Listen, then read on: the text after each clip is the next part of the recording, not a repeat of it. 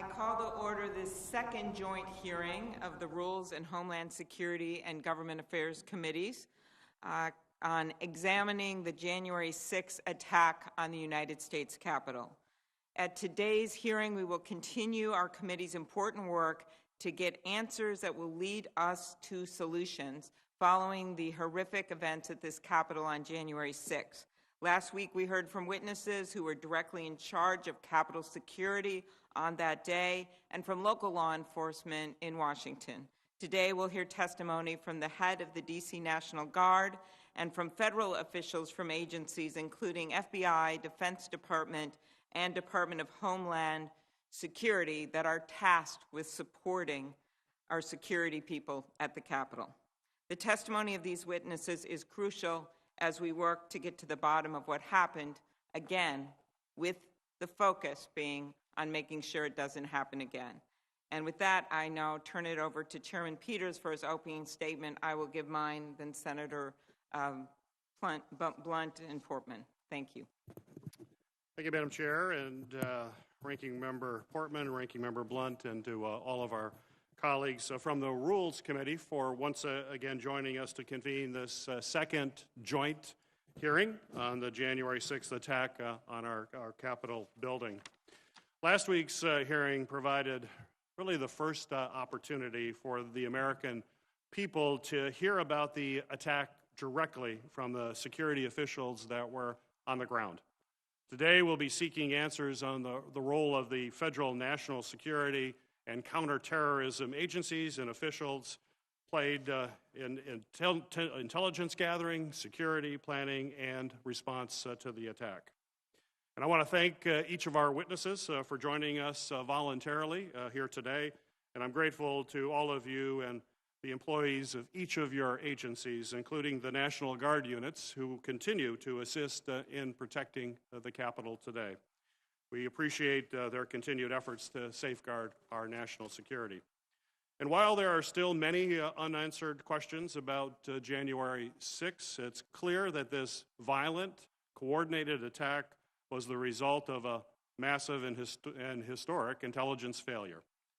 Today, our committees will once again examine the systemic breakdowns that led to this terrible attack, and particularly how our intelligence and national security experts failed to see it coming. This is not a new problem.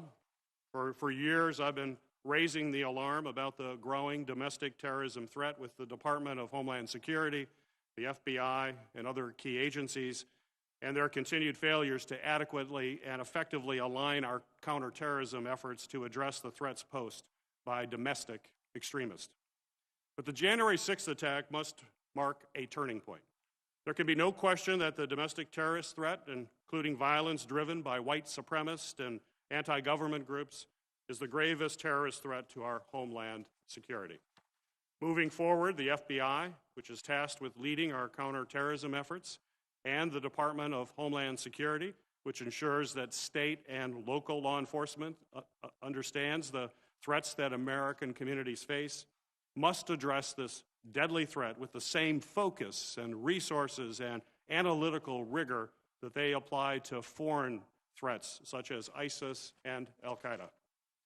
Today's witnesses are uniquely qualified to discuss the intelligence that was produced in the days leading up to the attack that officials missed as they assessed the likelihood of violence on that day, and why our intelligence community failed to heed the crystal clear warnings that were broadcast on social media and publicly reported in the days leading up to the 6th, that a violent attack on the Capitol was likely and imminent. We also need answers about the operational failures that terrible day, especially the response to secure the building once it was breached.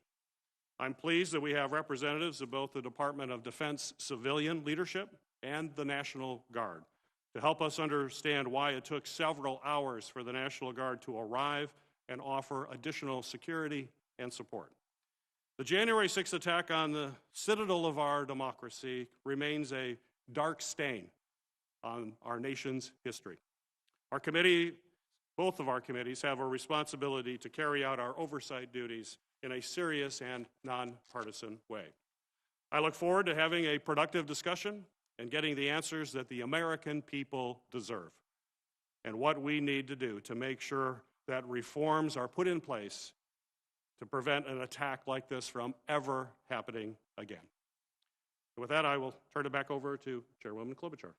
Thank you very much, Mr. Chairman. I want to start by thanking you and Ranking Member Blunt, Ranking Member Portman for the bipartisan and constructive hearing that we had last week. I also want to thank the many members of both committees that patiently participated during votes and all last week and asked thoughtful questions that will help us move forward. Importantly, there were a number of areas of agreement. We heard all of our witnesses last week make clear that there is now evidence that the insurrection was deliberate and coordinated, that it involved white supremacists and extremist groups, and that it was highly dangerous but could have been so much worse if it was not for the actions of brave law enforcement on the front line. We also heard consensus from witnesses who held key leadership positions in charge of the Capitol security. Now, they didn't agree on everything, but there was consensus. There were breakdowns in intelligence sharing, delays in bringing in the National Guard, and issues concerning the structure of the Capitol Police Board and the decision-making process that it is in our unique responsibility to change.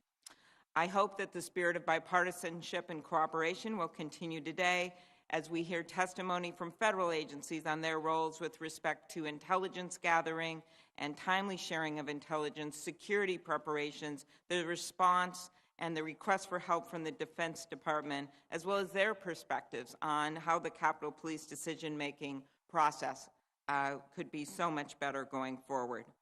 We know that there were errors made by those in charge of security in the Capitol, and it is always easy, of course, to realize that later than we're in the moment. But that fact alone, to me, isn't enough to not look back. We must look back because we must do better going forward. We heard last week that the Capitol Police is a consumer, that was the word of the former chief, of intelligence. It relies on its federal partners, including the FBI and the Department of Homeland Security, who have witnesses here today. While we are aware of the FBI raw intelligence report that came out the day before out of the Norfolk office, public reporting has indicated that neither agency, DHS or FBI, produced a threat report, that the FBI did not produce a joint intelligence bulletin, and the DHS did not produce a threat assessment ahead of January 6th.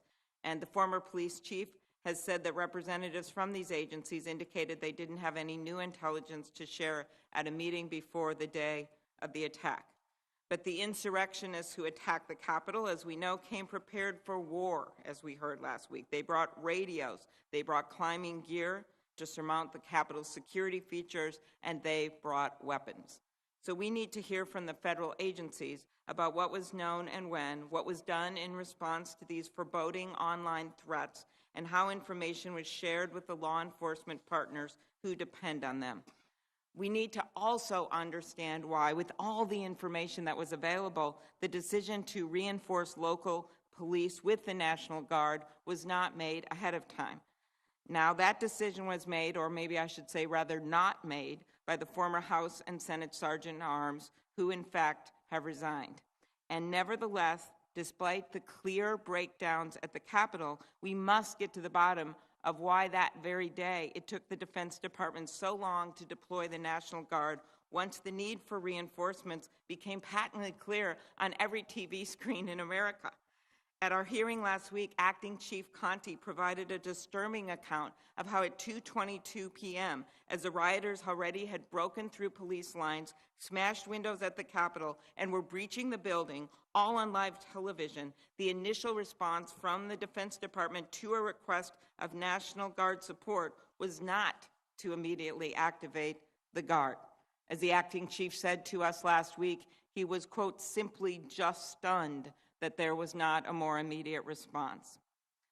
Last, an issue of critical importance in today's hearing is the threat posed by domestic terrorism and hate groups and their role in the attack on January 6th. We will never forget the story of the Capitol Police officer who fought against the violent mob for hours and after it was all over, broke down in tears, telling his fellow officers how he'd been called the N-word repeatedly that day and then said, "Is this America?" We also won't forget the picture of the insurrectionists proudly waving a Confederate flag in the Capitol Rotunda, or the images of a rioter in a Camp Auschwitz hoodie. But this rising problem is not just limited to the events on January 6th. According to an FBI report, hate crimes in the U.S. rose to the highest level in more than a decade in 2019. Putting all the dates and the memos aside, there was widespread knowledge of the importance of the date of the rise of violent extremism, and that the President of the United States had called out his followers to go to the Capitol that day. The warnings were dismissed, despite the fact that the Vice President, the future Vice President, and the entire Congress was gathered in one place. In the end, it was left to frontline officers who were severely outnumbered to protect not only those of us in the Capitol, but our democracy itself. They performed heroically under unimaginable circumstances, tragically suffering many injuries and loss of life. That's why we need answers. Thank you.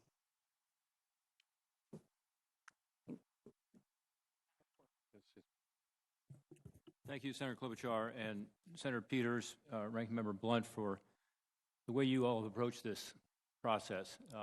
It's important that we keep it bipartisan, I would even say nonpartisan, and I hope that our review continues to set politics aside and focus on the facts. What happened that day, and how can we avoid it happening again? I want to begin by expressing again my gratitude to law enforcement, and National Guard is represented here today from all over the country. They're National Guard here in the Capitol still, and we appreciate them. We appreciate the fact that law enforcement put their safety on the line to safeguard democracy, and also to protect us, and we will never forget that. We owe it to those law enforcement personnel and those National Guard and to all Americans to take a hard look at these security failures, both the preparation, it was inadequate, clearly, and the response, which also had some gaps we'll talk about in a moment. How could this have happened, that the Capitol was breached and overrun? We got some answers last week at our first joint hearing on the Capitol. I agree with what Senator Klobuchar just said, that it was a constructive first hearing. I thought it was productive, and I thought we were able to get some good information. We heard from the acting chief of D.C. Metropolitan Police, the former chief of Capitol Police, the former sergeant-at-arms. What was good is that we heard from the people who were actually responsible on that day for making decisions. I'm concerned that today we're not going to be hearing from the Department of Defense officials who were actually in place at the time making the decisions, and I hope we'll have an opportunity to do that in the future. At last week's hearing, we learned a number of things. We learned that Capitol police officers were not prepared to respond to an attack like the one we experienced on January 6th. They were not given the appropriate training or equipment necessary to protect the Capitol complex, but also to protect themselves. Also, we learned there were breakdowns in communication on January 6th and in the days leading up to it. The most concerning breakdown in communication, of course, concerned the significant discrepancies between the recollections of the former chief of Capitol Police and the former Senate and House Sergeant-at-Arms about requests for backup for National Guard assistance in particular. Each testified under oath to a different version of requests of events. So we'll get to the bottom of that. The witnesses also pointed to lapses in intelligence as a key reason law enforcement was not better prepared. They all claimed no intelligence warned of a coordinated violent assault of the Capitol, but we know that there were reports out there, both publicly and from the FBI. There was at least one report from the FBI Norfolk Field Office warning of a violent attack on the Capitol. It was received by U.S. Capitol Police, but it never reached the former chief. It never reached the former sergeant-at-arms, or even the incident commanders on the ground. Many questions remain unanswered. Despite the lack of intelligence, there were warning signs. Numerous online posts called for attacking the Capitol, and the previously mentioned FBI Norfolk Field report warned of violence and even war. We need to know what information the intelligence community reviewed prior to January 6, how it assessed that intelligence, and how it characterized the potential for violence when it shared that intelligence with law enforcement. Second, although last week's witnesses disagreed about when the Capitol Police requested National Guard assistance, all agreed that once requested, it took far too long for the National Guard to arrive. We'll dig further into this today. Based on the Defense Department's public timeline, once requested, it took the National Guard over 3 hours to arrive at the Capitol. Now, remember, we're all watching this on CNN and Fox and MSNBC, and it's a riot. And yet, it took more than 3 hours. The request came in from the Capitol Hill Police Chief Sund at 1:49 p.m., we're told, and the Capitol Hill deployment did not arrive until after 5 p.m. We'll hear some different timelines on that today, but all of them are after 5 p.m., closer to 5:30. So why did that happen? It's unclear when senior defense officials authorized the National Guard to deploy. The Defense Department's public timeline states that Army Secretary McCarthy directed the D.C. National Guard to mobilize at 3:04 p.m. But according to the timeline the National Guard provided to the committees and a briefing from Major General Walker, Commanding General of the D.C. National Guard, the instruction to deploy didn't arrive until 5:08 p.m. We need to know why the Pentagon took so long to deploy the National Guard. According to the former Chief of Capitol Police and acting Chief of D.C. Police and Major General Walker, the delay was due in part to concerns about the, quote, optics of the National Guard at the Capitol. We need to know what role, if any, optics played in the delay to provide much-needed assistance to U.S. Capitol Police and D.C. Metropolitan Police Department to protect the Capitol and to get people out of the Capitol. By hearing from representatives of the federal agencies responsible for the intelligence and the National Guard, today we expect to get clear answers to these open questions. Answering these questions is critical to our understanding of where the breakdowns occurred on and before January 6th, and only by understanding where the breakdowns occurred can we make the changes necessary to ensure that something like January 6th never happens again. And that's our objective here with this oversight mission. Again, I appreciate the fact that we've been able to keep the politics out of this and focus on the facts and be objective. We have to continue to do that. I look forward to another constructive hearing today. Thanks to our witnesses for being here. I look forward to your testimony. Recognizes Senator Blunt for your ranking member Blunt for your opening comments. Thank you, Chairman Peters, and thanks to Chairwoman Klobuchar. I join my good friend Senator Portman with my appreciation for where we've headed with this so far, and my hope that we continue to look at the facts and see where the facts lead us in as much of a nonpartisan way as you can do in an institution like the United States Senate. I'm glad to join my colleagues for today's hearing to learn more about the decisions and the actions of federal agencies on January the 6th. Last week's hearing with the Chief of the Metropolitan Police Force, the former Chief of the Capitol Police, and the former Sergeants at Arms of the House and Senate really left in many ways with more questions and answers. The witnesses could not agree on some of the basics of a timeline. I believe we learned at that hearing that the structure and the practice of the Capitol Police Board, which I previously questioned, in fact asked for a GAO study that was issued in 2017, just simply delayed the response and proved to be ill-suited for an emergency on the 6th. Today, I hope to learn if the failure of Capitol security leaders were compounded by officials at the Department of Defense who did not act quickly enough to take the situation seriously enough. I also hope to explore if the failure to alert the leadership of the U.S. Capitol Police or the Metropolitan Police Department of the FBI's Norfolk Situation Information Report, which warned of, quote, war, end quotes, at the Capitol. And I understand that that information was raw and unverified, but should it make us consider changes in the information sharing process that we pursue in this structure? All of the agencies participating in these hearings at the most fundamental level exist to uphold and protect the rights of Americans and to protect our form of government. January 6th revealed weaknesses in our intelligence agencies, our law enforcement agencies, and elements of defense agencies. It would be a mistake for the leadership of those agencies to think it was only a failure of the U.S. Capitol Police leadership or the Capitol Police Board that produced the terrible result we saw that day. I look forward to the testimony of our witnesses, and again, thanks for holding this hearing, Chairman Peters.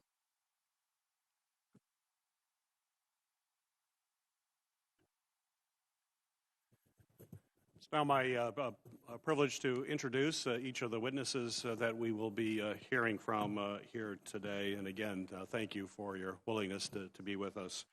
Our first witness today is Ms. Melissa Smislova. Ms. Slova is currently the Acting Undersecretary for the Office of Intelligence and Analysis at the U.S. Department of Homeland Security. Ms. Slova is the Principal Advisor to the Secretary of Homeland Security and the Deputy Secretary of Homeland Security for coordinating with law enforcement officials and intelligence to respond to terrorism and other threats that the nation faces. She assumed this role on January 20th, 2021. Prior to that date, and on January 6th, Ms. Smislova was the Deputy Undersecretary of the Office of Intelligence and Analysis. Prior to joining DHS, she spent almost 20 years in the field of intelligence analysis, which included time at the Defense Intelligence Agency. Welcome. Our second witness is Ms. Jill Sanborn. Since January 2020, Ms. Sanborn has served as the Assistant Director of the FBI's Counterterrorism Division, where she helps lead the FBI's efforts to provide information on terrorists and track down known terrorists worldwide. Ms. Sanborn first joined the FBI in 1998 and was assigned to the Phoenix field office. Prior to becoming Assistant Director, Ms. Sanborn served as the Special Agent in charge of the Minneapolis FBI field office, was detailed to the CIA's Counterterrorism Center, and worked in both the Washington and Los Angeles field offices. Welcome. Our third witness is Mr. Robert Salesis. Mr. Salesis is currently performing the duties of Assistant Secretary of Defense for Homeland Defense and Global Security, which he began on January 20th of 2021. Prior to this, and on January 6, 2021, he was the Deputy Assistant Secretary of Defense for Homeland Defense Integration and Defense Support of Civil Authorities. In this role, Mr. Salesis worked closely with federal, state, and local leadership, law enforcement, public health, and emergency management to oversee DoD's response to national emergency operations in support of civil authorities, including the deployment of the National Guard. Mr. Salesis was appointed to the Senior Executive Service in 2005. He was awarded the Presidential Rank Award at the rank of Meritorious Executive for his decisive leadership and program management skills and his contributions to the National Response Plan and the National Strategy for Homeland Security. Welcome. Our final witness today is Major General William Walker, the Commanding General of the D.C. National Guard. In this role, General Walker is responsible for the strategic leadership, training, readiness, operational employment, and performance of the Army and Air Force components of the D.C. National Guard. He reports to the Secretary of the Army and is charged with ensuring units are manned, trained, equipped, and ready for war and any national emergency. For 30 years, General Walker served as both a National Guardsman and a special agent of the U.S. Drug Enforcement Administration. Welcome, General. Chairman Klobuchar, those are our witnesses for today. Thank you. Thank you, Chairman Peters. If the witnesses could now please stand and raise your right hand. Do you swear that the testimony that you will give before the committee is the truth, the whole truth, and nothing but the truth, so help you God? Thank you. You can be seated, and I'll turn it back over to Chairman Peters. I think we will now begin with the questioning. What's that? Your statements. Oh, I'm sorry. Yes, I'm sorry.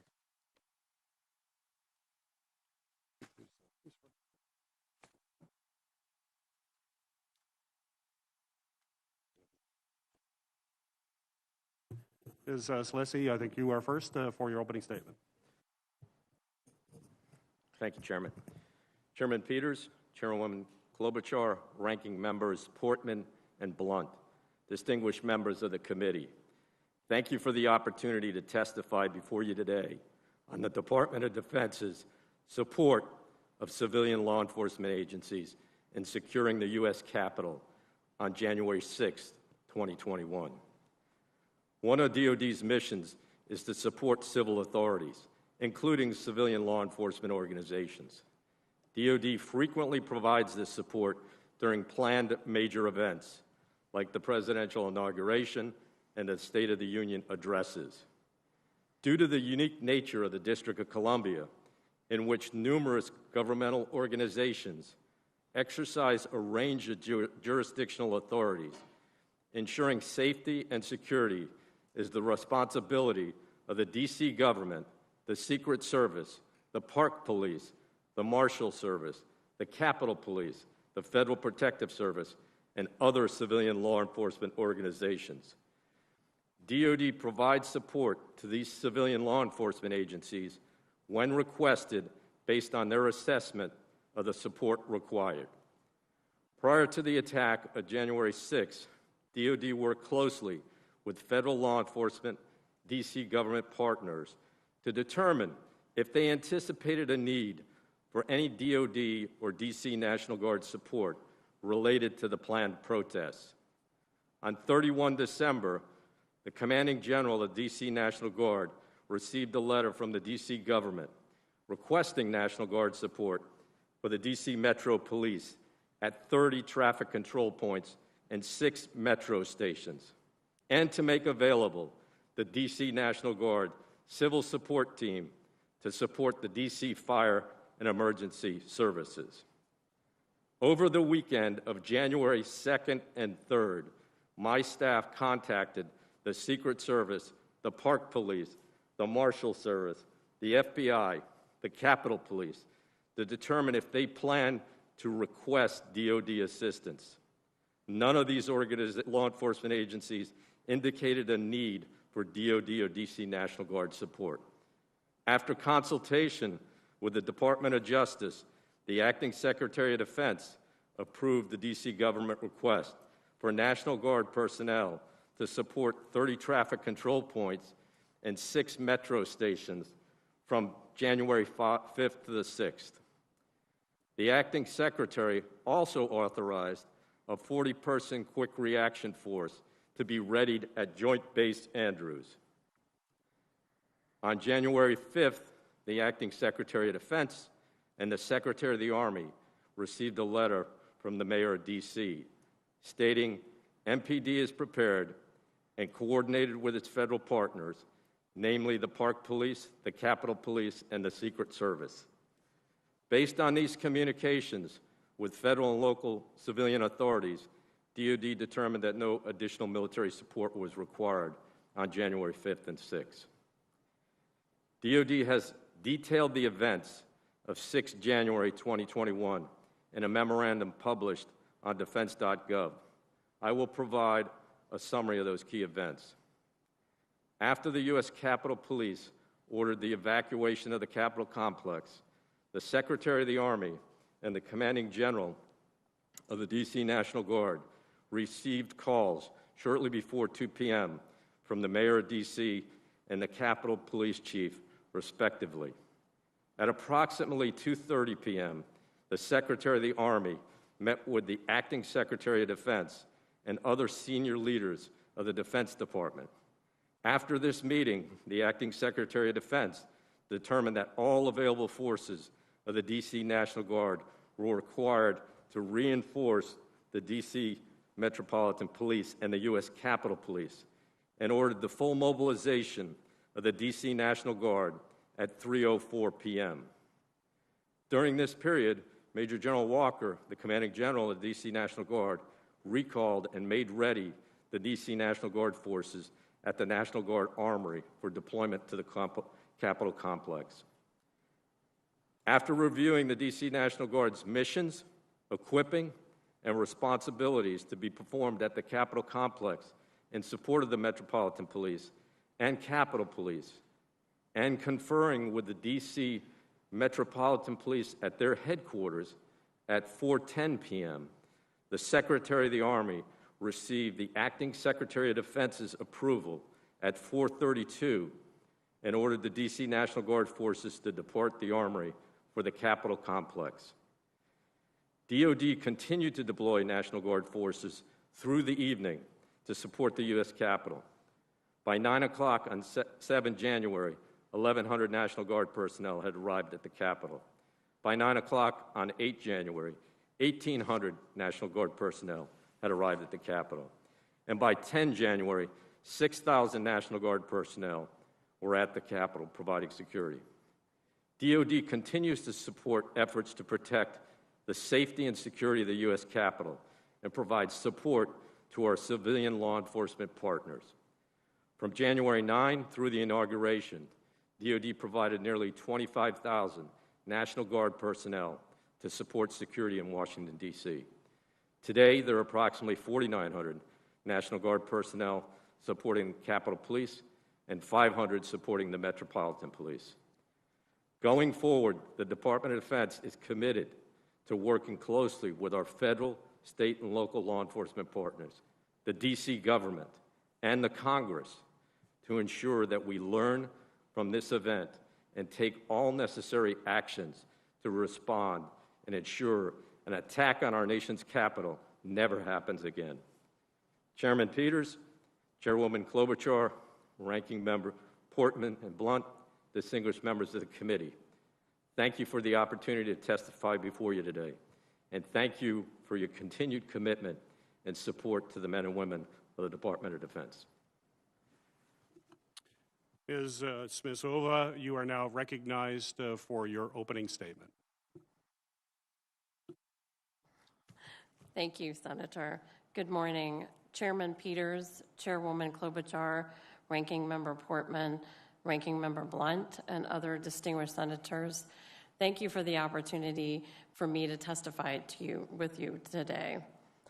I want to start with saying I am deeply saddened by the terrifying events that you, your staff, your loved ones, and others experienced on January 6th. The country, myself included, watched in horror as our Capitol was attacked. I am here today as the Acting Undersecretary for the Office of Intelligence and Analysis, INA, at DHS. I am a career intelligence professional of over 35 years. I am honored to have this opportunity to lead INA. I have great faith in the workforce and in our mission, which is to focus on a range of homeland threats, including domestic terrorism, and ensuring that our partners across state, local, private sector have the information they need. Before I summarize the actions my office took before January 6th, I do want to say I'm deeply concerned that despite our best efforts, they did not lead to an operational response to prepare and defend the U.S. Capitol. Throughout the 2020 election period and the presidential transition, INA produced numerous strategic assessments about the potential for election-related violence from domestic violent extremists. In 15 unclassified assessments, INA discussed the heightened threat environment and the potential for domestic violent extremists to mobilize quickly and attack large gatherings or government buildings. These products were intended to increase awareness about the volatile threat environment and enhance both policy and operational planning. They were shared broadly with all levels of government, law enforcement partners, critical infrastructure, including through fusion centers nationwide. I will highlight a few products and engagements.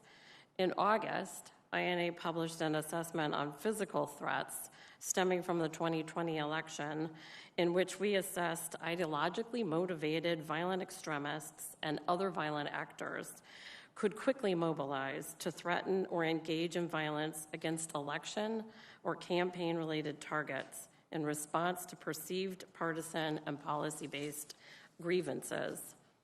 In October, DHS released its first publicly available Homeland Threat Assessment, which stated racially and ethnically motivated violent extremists, specifically white supremacists, would remain the most persistent and lethal threat in the homeland. The assessment also emphasized the breadth of the domestic violent extremist threat, including the heightened threats from election-related violence. A week before the attack, on December 30th, INA co-authored an intelligence product with the FBI and the National Counterterrorism Center, highlighting persistent threats to government facilities and law enforcement, noting the perceptions of the outcome of the election could mobilize some extremists to commit violence in the coming months. Additionally, INA proactively conducted briefings and stakeholder calls before and after the election and leading up to January 6th to share that information. Moving forward, I want to underscore the department is prioritizing combating domestic terrorism. Specifically, in INA, we're working very closely with our DHS colleagues in the Civil Rights, Civil Liberties Office, Privacy Office, and our own Intelligence Oversight Office to carefully examine how we can better address the complex and evolving threat in the manner consistent with the Constitution and U.S. law. My office is committed to developing more expertise on domestic terrorism, improving our analysis of social media to better characterize the threat, and ensuring our assessments are received and understood by key decision makers. Additionally, the department has taken these steps since January 6th. In late January, DHS issued our first National Terrorism Advisory System Bulletin on domestic terrorism. It warned domestic violent extremists may be emboldened to act in the wake of the U.S. Capitol breach. Domestic violent extremists, which span a diverse set of ideological actors, including racially and ethnically motivated extremists, will continue to exploit lawful, constitutionally protected protests and other events to pursue criminal behavior and commit acts of violence. Also, for the first time, Secretary Mayorkas designated domestic violent extremists as a national priority area within the department's Homeland Security grant. Let me close by saying my colleagues in INA and across DHS are unwavering in our commitment to ensuring the department is well positioned to combat this evolving threat and protect the American people. Thank you for your opportunity to appear before you today. I welcome your questions. Thank you. Ms. Sanborn, you're now recognized for your opening comments. Good morning, Chairwoman Klobuchar, Ranking Member Blunt, Chairman Peters, Ranking Member Portman, and the members of the committees. Thank you for the opportunity to appear before you today. My name is Jill Sanborn, and I'm the Assistant Director for the Counterterrorism Division within the FBI. It is always an honor to be here with you in the Senate. For those of you that I haven't met or you don't know, I actually started my career in public service as a Senate page in 1987, thanks to a sponsorship from my home senator, Senator Max Baucus. I want to start by offering my condolences to all of you who had to endure up close and personally the violence and destruction that occurred on January 6th. The siege on the Capitol complex, while you were carrying out your duties as our elected representatives, was not just unacceptable and disturbing, it was criminal. I also want to offer condolences to our partners at U.S. Capitol Police for the loss of one of their brothers, Officer Sicknick. This is a loss to us all in law enforcement. Violence designed to intimidate the population and influence the government is exactly what the FBI's Counterterrorism Division was designed to combat.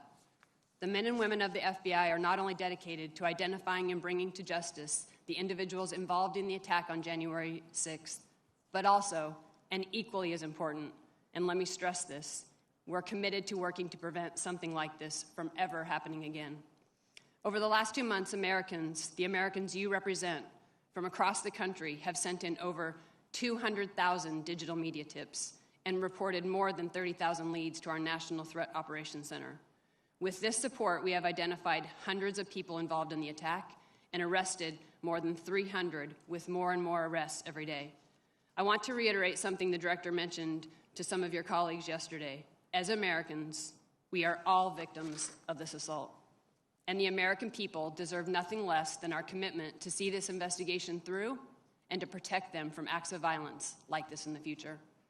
The FBI's #1 priority is preventing acts of terrorism. The greatest threat we face is the threat posed by lone actors, both domestic violent extremists and what we refer to as the homegrown violent extremists. These actors are especially challenging for law enforcement because, by definition, their insular nature makes them particularly difficult to identify and disrupt before they have an opportunity to act.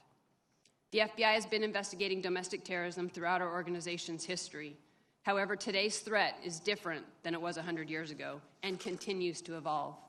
Between 2015 and 2020, racially or ethnically motivated violent extremists were responsible for the most lethal domestic terrorism threat. And in fact, 2019 was the most lethal year for domestic violent extremist attacks since the Oklahoma City bombing in 1995. However, in 2020, 3 of the 4 fatal domestic violent extremist attacks were perpetrated by what we call anti-government or anti-authority violent extremists. One of those attacks was perpetrated by an anarchist violent extremist in Portland. And in fact, this was the first fatal anarchist violent extremist attack in over 20 years. 2020 also marked the first year since 2011 that there were no fatal attacks committed by the racially or ethnically motivated violent extremists advocating for the superiority of the white race. I think all of those explain how the threat is persistent and evolving. Looking forward, we assess the domestic violent extremist threat will continue to pose an elevated threat of violence to the U.S. We expect racially or ethnically motivated violent extremists and anti-government, anti-authority violent extremists will very likely pose the greatest domestic terrorism threats throughout 2021, and in fact leading into 2022. Regardless of the specific perpetrator, the domestic terrorism threat remains persistent, and that is why we must remain focused on countering it. I want to take this opportunity to re-emphasize that the FBI's mission to uphold the Constitution and protect the American people is both dual and simultaneous and not contradictory. One does not come at the expense of the other. That said, when a person crosses the line from expressing beliefs to violating federal law and endangers the communities we serve, we aggressively pursue those threats. Before closing, I want to mention the importance of partnerships in the counterterrorism fight. We simply cannot be successful without them.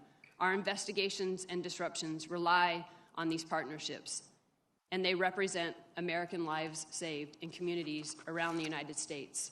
For instance, in fiscal year 2020 alone, your JTTFs across the United States arrested 235 terrorism subjects. We also continue to expand our partnerships in academia, private sector, and within the communities we serve. This is critical because nearly half of our cases are predicated on tips and leads from the community and our law enforcement partners. We in law enforcement cannot and will not tolerate individuals who use the First Amendment as a guise to incite violence. That's true now, as we work hard to hold those accountable involved in the events on January 6th, just as it was last summer when individuals exploited peaceful protests as cover for their own violence and destruction. When violent extremists utilize explosive devices, attack government facilities and businesses, or target law enforcement officers, the FBI investigates those unlawful acts, regardless of the underlying ideological motivation. At the FBI, we work every threat with the same level of rigor and dedication, and that's what I hope you take away from my testimony today.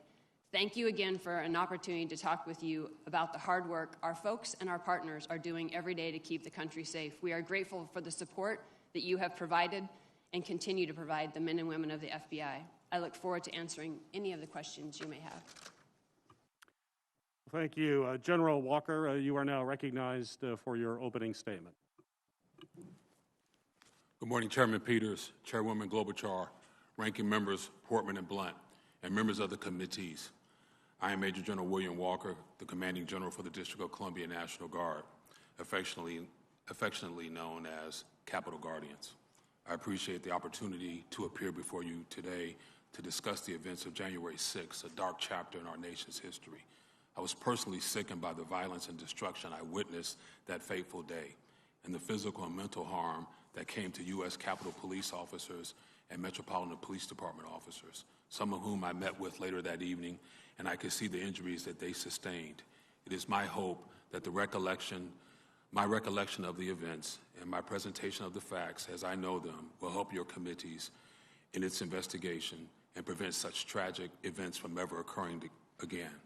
First, I think it's critical to understand what the District of Columbia National Guard mission was on January 6th, to include the civilian agency we were supporting, and our requests for support of other civilian authorities were handled. On December 31st, 2020, the District of Columbia National Guard received written requests from the District of Columbia Mayor, Muriel Bowser, and her Director of Homeland Security and Emergency Management, Dr. Christopher Rodriguez.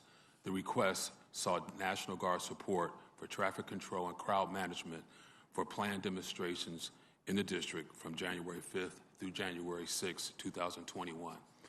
After conducting mission analysis to support the district's request, I sent a letter to the Secretary of the Army, Ryan McCarthy, on January 1st requesting his approval. I received that approval in a letter dated January 5th, granting support to the Metropolitan Police Department with a 320 Guardsmen personnel to include a 40 personnel quick reaction force. The District of Columbia National Guard provides support to the Metropolitan Police Department, the United States Park Police, the United States Secret Service, and other federal and district law enforcement agencies in response to planned rallies, marches, protests, and other large-scale First Amendment activity on a routine basis.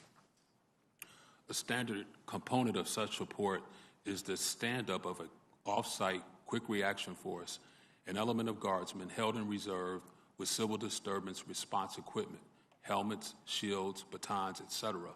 They are postured to quickly respond to an urgent and immediate need for assistance by civil authorities. The Secretary of the Army's January 5th letter to me withheld that authority for me to employ a quick reaction force. Additionally, the Secretary of the Army's memorandum to me required that a concept of operation be submitted to him before the employment of a quick reaction force. I found that requirement to be unusual, as was the requirement to seek approval to move Guardsmen supporting the Metropolitan Police Department to move from one traffic control point to another. At 1:30 p.m. on January 6th, we watched as the Metropolitan Police Department began to employ officers to support the Capitol Police. In doing so, the officers began to withdraw from the traffic control points that were jointly manned with District of Columbia Guardsmen. At 1:49 p.m., I received a frantic call from then Chief of United States Capitol Police Stephen Son, where he informed me that the security perimeter of the United States Capitol had been breached by hostile rioters. Chief Son, his voice cracking with emotion, indicated that there was a dire emergency at the Capitol, and he requested the immediate assistance of as many available National Guardsmen that I could muster. Immediately after that 1:49 call, I alerted the U.S. Army senior leadership of the request. The approval for Chief Son's request would eventually come from the Acting Secretary of Defense and be relayed to me by Army senior leaders at 5:08 p.m., about 3 hours and 19 minutes later. I had already had Guardsmen on buses at the Armory ready to move to the Capitol. Consequently, at 5:20 p.m., less than 20 minutes, the District of Columbia National Guard arrived at the Capitol and were being sworn in by the United States Capitol Police. We helped to establish the security perimeter at the east side of the Capitol to facilitate the resumption of the joint session of Congress. In conclusion, I am grateful for the Guardsmen from the 53 states and territories who supported the District of Columbia National Guard Operation Capitol Response and helped to ensure a peaceful transition of power on January 20th. In particular, I am grateful for the timely assistance from our close neighbors from Virginia, Delaware, and Maryland National Guard, who augmented D.C. National Guard forces in establishing the security perimeter. I am honored to lead these citizens, soldiers, and airmen. These are your constituents, many of whom left behind their families, careers, their education, their businesses, to help ensure the protection and safety of the United States Capitol and those who serve in it every day. Thank you for the opportunity to brief you today, and thank you for your continued support of the National Guard. I look forward to any questions you may have. Thank you again. Thank you, General Walker. Thank you for your testimony. And again, I know I speak on behalf of everybody in this joint committee room that we fully support the men and women of the National Guard and appreciate your work on that day and continue to appreciate the service you're providing to your country and protecting the Capitol as well as our country. So thank you again. General Walker, I want to start my questioning by going back in time a little bit prior to the events on January 6th. So my question is, in June of 2020, as violence was escalating during the summer protest, were you able to immediately receive approval from the Secretary of the Army and the Secretary of Defense to deploy National Guard to assist law enforcement at that time? Senator Peters, I was. Yes, sir. The Secretary of the Army was with me for most of that week. He came to the Armory. I was in constant communication with him when we were not together. So you were immediately able to receive approval in June of 20. From your testimony, I want to be clear. Were you able to immediately receive approval from the Secretary of the Army and the Secretary of Defense to deploy the National Guard on January 6th? No, sir. In your opening remarks, you said that a January 5th memo was unusual. Could you explain to the committee why it was unusual and what was the impact of the memo that you received on January 5th? So the memo was unusual in that it required me to seek authorization from the Secretary of the Army and the Secretary of Defense to essentially even protect my guardsmen. So no civil disturbance equipment could be authorized unless it came from the Secretary of Defense. Now, the Secretary of the Army, to his credit, did tell me that I could have force protection equipment with the guardsmen. So we did have helmets, shin guards, vests. We did have that with us, but that came from the Secretary of the Army. The Secretary of Defense told me I needed his permission to escalate to have that kind of protection. That kind of protection, even though you would be engaged in force protection, that to protect your men and women, before you could do that, you would have to get approval from the Secretary of Defense? The memo from the Secretary of Defense made clear that I needed his permission to have, so what it says, without my personal authorization, the District of Columbia National Guard is not authorized the following: to be issued weapons, ammunition, bayonets, batons, or ballistic protection equipment such as helmets and body armor. Now, again, to be clear, the Secretary of the Army told me to go ahead and issue that equipment. So we never were going to have weapons or ammunition, and we no longer have bayonets. But we do have ballistic protection equipment, helmets, body armor. And so I did have that with each guardsman. Thank you, General. So, but that was unusual, as you mentioned, to have that kind of request.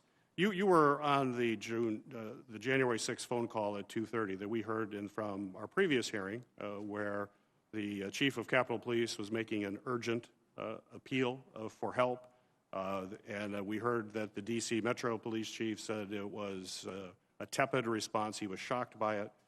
What happened on that call? What was your recollection of the call, and were the assessment of the two individuals I mentioned, was that your assessment as well?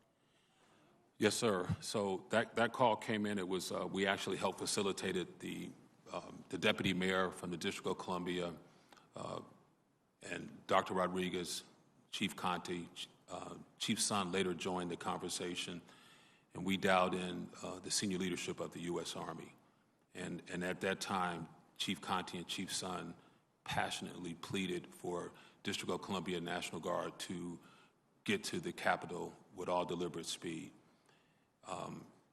So the Army senior leaders did not think that it looked good, it would be a good optic. They further stated that it could incite the crowd.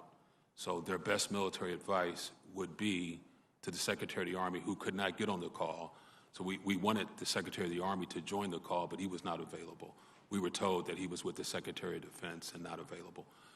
But the Army senior leadership expressed to Chief Conte, Chief Son, Dr. Mitchell, the deputy mayor, and others on the call that it would not be their best military advice to have uniformed guardsmen on the Capitol.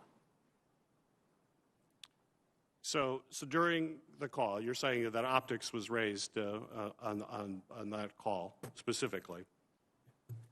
So I want to go back to the question I started. You said that you were able to get immediate authorization in the summer of 2020 during those protests.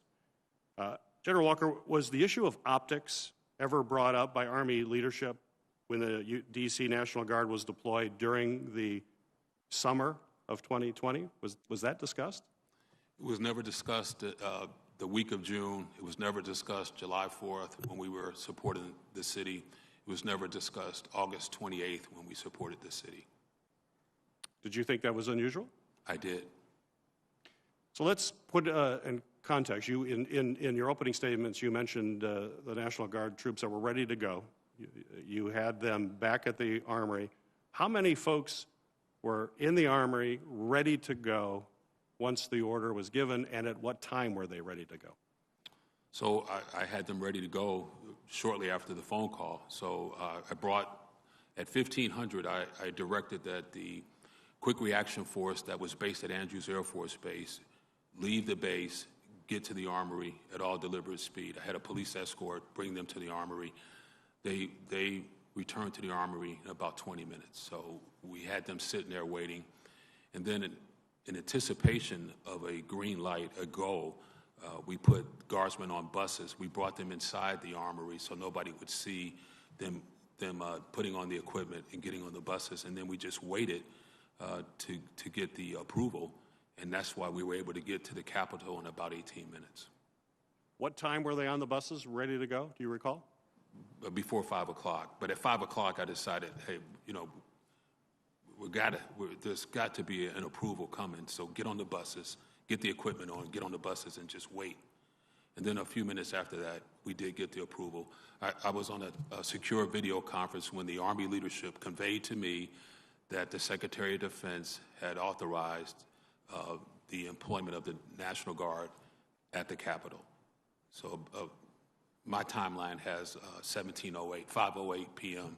is when we wrote down that we had approval, and that was about 8 people in the office with me when I got that. How many guardsmen were ready? You said right immediately, earlier in the afternoon. About 155. So you could have sent 155 much earlier. What would have been the impact of sending those 155 right around that 2 o'clock time frame? Well, based on my experience with the summer, and I have 39 years in the National Guard. I was in the Florida Guard, Hurricane Andrew. I've been involved in civil disturbances. So I believe that number could have made a difference. We could have helped extend the perimeter and help push back the crowd. Ms. Sanborn and Ms. Smislova, last week we heard from former law enforcement officials who stated that a lack of intelligence reporting was the main reason for Capitol Police not being fully prepared for the January 6th attack. My question to both of you, yes or no, would you agree that the intelligence community failed to sufficiently identify the threat and warn the Capitol Police of a plot to breach the Capitol, that a plot that was planned in public and announced in advance in a number of open sources? I think this is on. I'll start. I wouldn't necessarily categorize it that way, sir, but I will tell you, I think you've heard us say before, there's not an agent that wouldn't want more tools in their toolbox. There's not an analyst that wouldn't want more intelligence, and I think I'd just paint a quick picture for you. The challenges we're faced are the immense amount of rhetoric out there, and what we're trying to separate is aspirational from intent, and combine in order to get to that intent, we're really thinking about private communications and oftentimes encryption. And so I would say that what we are faced with is the challenge of the amount of data and then really trying to find, because of the volume and because of private communications, intent that then would have given us the intelligence picture potentially to shed light on what some of the plans and intentions, indicators and warnings, as our military folks might say. Ms. Smislova, quickly, please. Yes, sir. I will defer to you, Senator, your colleagues, and other oversight entities such as this one to actually determine what went wrong on January 6th. I don't feel I'm empowered or have enough information to declare whether or not this is an intelligence failure. I do know, however, it was not a success, and we will do everything we can to make sure that what we know is better distributed and understood by our partners, and to echo the Bureau's point, we will also do more to better understand how we can identify the next steps that we see in social media with this particular threat. Well, clearly we have to do a much better job, and I'm sure this will be explored in depth in questioning from my colleagues here. Chairwoman Klobuchar. Thank you very much, Chairman. I want to start by asking you the same questions I asked our witnesses last week, and that is that based on what you know now, including the recent Justice Department indictments, do you agree there is clear evidence that supports the conclusion that there was those who planned and coordinated the attack on the Capitol on January 6th? Does everyone agree with that? Yes, no? We are seeing indications from our charging documents of people that coalesced together before and made some plans. Okay, so everyone is a yes on this? Do someone want to say if they're a no? I don't want to call on everyone. Are you all a yes? Yes, yes, ma'am. Okay. Then would you agree that it involved white supremacists and extremist groups, the planning? Is everyone a yes on that? Ma'am, I'd just say that we're seeing a wide range of involvement and still a lot left to be identified, right? A lot of these... No, does it involve white supremacists, and that's what I'm asking? Some. Extremist group. Some. And was the event not planned by Antifa? At this point, we have not identified a specific individual that we've charged associating or self-identifying with Antifa. Okay, thank you. And would you all agree that what happened was a highly dangerous situation that had the potential to be much worse if it wasn't for the heroic actions of the frontline officers? Yes. Okay, Yes. thank you. All right. General Walker, I'm going to start with you. I wasn't going to start here, but I am after what I just heard. So Chief Conte had said that he was stunned at the response from the Department of the Army when former Police Chief Sund requested assistance from the Guard. What's your reaction to what Conte said? Were you frustrated on that call as well?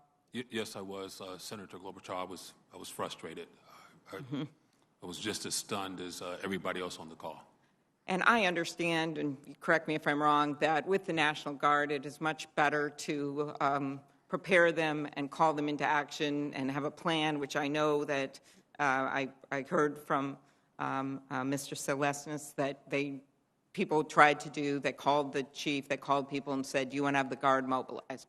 And there was a discussion between you and Sund leading up to January 6th in which this was discussed, and you didn't get a clear direction to have them mobilized. Is that correct?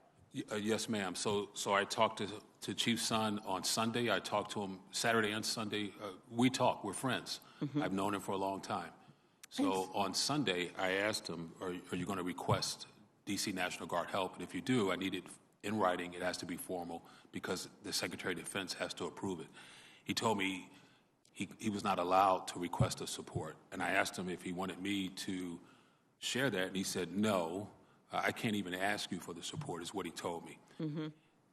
But he did say, but if I do call you, will you be able to support me? I said, yes, but I have to get approval from the Secretary of the Army and ultimately the Secretary of Defense because it's a federal request. Exactly. And so as we've heard from Chief Sund last week, he had been denied by the Sergeant at Arms, and that's a subject for last week. But the subject for today is, given all that, and we know we would have been in much better shape if they'd been called in ahead and if he'd had authority, but now we're to the day, and it is 2:22, and you are on the phone with them, and you're asking for this authorization, which you felt it was unusual to get. Is that right? Unusual that I thought the delay was unusual. Yes. And so we were already in support of the Metropolitan Police Department. And when the Metropolitan Police Department left the traffic control points, what I wanted to do was take those guardsmen and move them to the Capitol immediately. And my logic was we were still in direct support. We would have been in support of the Metropolitan Police Department, who was supporting the United States Capitol Police at that point. So I just keep imagining the scene. The whole country, the whole world is seeing this on TV. You've got the police line breached at this moment. You have smashed windows. You have insurrectionists going through the police lines. You are on the phone. Everyone is seeing this on TV, and they're not immediately approving your request. And in your recent testimony, you just said, hey, I could have gotten them on those buses and ready to go. Is that correct? That is correct, Senator. And as you just testified in response to Senator Peters, you believe that would have made a difference to have them at the perimeter in a sooner point. And I know that the people in charge of Capitol Security felt the same. Yes, ma'am. And so you could have had them there earlier, hours earlier, if it had been approved. And then you had them on the bus. And so they were actually sitting on the bus for a short period of time, right, waiting because you thought, well, they've just got to honor the request. Is that how your head was working? So you actually put them on the bus so they were ready to go, but you couldn't let the buses go? Yes, Senator. I just came to the conclusion that eventually I'm going to get approval, and I didn't want, and at that point, seconds mattered, minutes mattered, and I needed to be ready to get them there as quick as possible. So I already had District of Columbia National Guard military police vehicle in front of the bus to help get through any traffic lights. Mm-hmm. So we were there in 18 minutes. I arrived at 17:20. Okay. So, yeah, and they were sworn in as soon as they got there, and they made a difference, according to the Capitol Police. Well, according to a lot of us. And I just keep thinking of the hours that went by and the people who were injured and the officers whose lives were changed forever. A lot has been reported about the quick response force that was waiting at Andrews Air Force Base to be deployed to D.C. just in case. Now, that force was set up as additional troops to support the Guard's traffic control mission is needed. Is that right? Yes, ma'am. And the quick response force couldn't be deployed to the Capitol immediately once the violence began because they were not outfitted for riot control. Is that right? No, ma'am. They were outfitted. So Yep. The quick reaction force was District of Columbia Air National Guard Security Forces Squadron. Most of those guardsmen are law enforcement officers in their civilian positions. Got it. So they were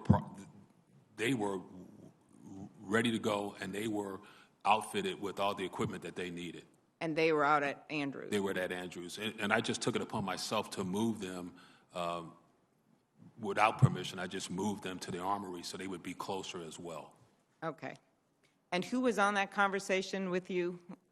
You mentioned from the Defense Department. I know who was on there from the police in D.C. So Lieutenant General Michael Flynn, he was the chief. He was in charge of operations for the Army. The director of the Army staff was on the phone. Was on the call. Lieutenant General Pyatt. There were other senior civilian leaders from the United States Army, and other high-ranking general officers were on the call as well. Okay. And do you remember who was mostly talking about the optics, the questions that Senator Peters asked you, and their concern about that? Yes. So during the phone call with the District of Columbia leaders, the Deputy Mayor, Chief Son, Dr. Rodriguez, who was talking about optics, were General Flynn and General Pyatt. And they both said it wouldn't be in their best military advice to advise the Secretary of the Army to have uniformed Guards members at the Capitol during the election confirmation. Thank you. Mr. Salas, could you explain why they would say such a thing? I know you were not on the call, and you were the one that they sent here on behalf of the Defense Department, but you were not on the call. And so do you have any idea why this delay occurred when, as Senator Peters has well pointed out, it didn't occur in other incidences? Senator, as you point out, I was not on the calls, any of the calls. We know that. Okay. That's why I spent my time talking to someone who was. Right. However, Senator, in preparation for the hearing, I have had the opportunity to talk to General Walker. I've had the opportunity to talk to General Pyatt and other general officers on the Army staff. I've also had the opportunity to talk to Secretary McCarthy in preparation for the hearing so that I could understand the details of the... Okay. So just if you could answer my questions, there's so many of my colleagues waiting, why this happened. General Pyatt told me yesterday that he didn't say anything about optics. Maybe he meant he didn't use the word optics, or are you saying that General Walker, who just testified that they were concerned about this, is wrong, or that... General Pyatt told me yesterday, Senator, that he did not use the word optics. I think that I'll let General Walker answer this, but I think what he's talking about is the general concern of that, was that they were more concerned about how this would appear, and it was in their best advice. And I guess what bears out his testimony is that they did not send the National Guard there for hours. They didn't give the authorization for him as he waited with his troops to go over to the Capitol. Senator, in fairness to the committee, General Pyatt is not a decision maker. The only decision makers on the 6th of January were the Secretary of Defense and the Secretary of the Army, Ryan McCarthy.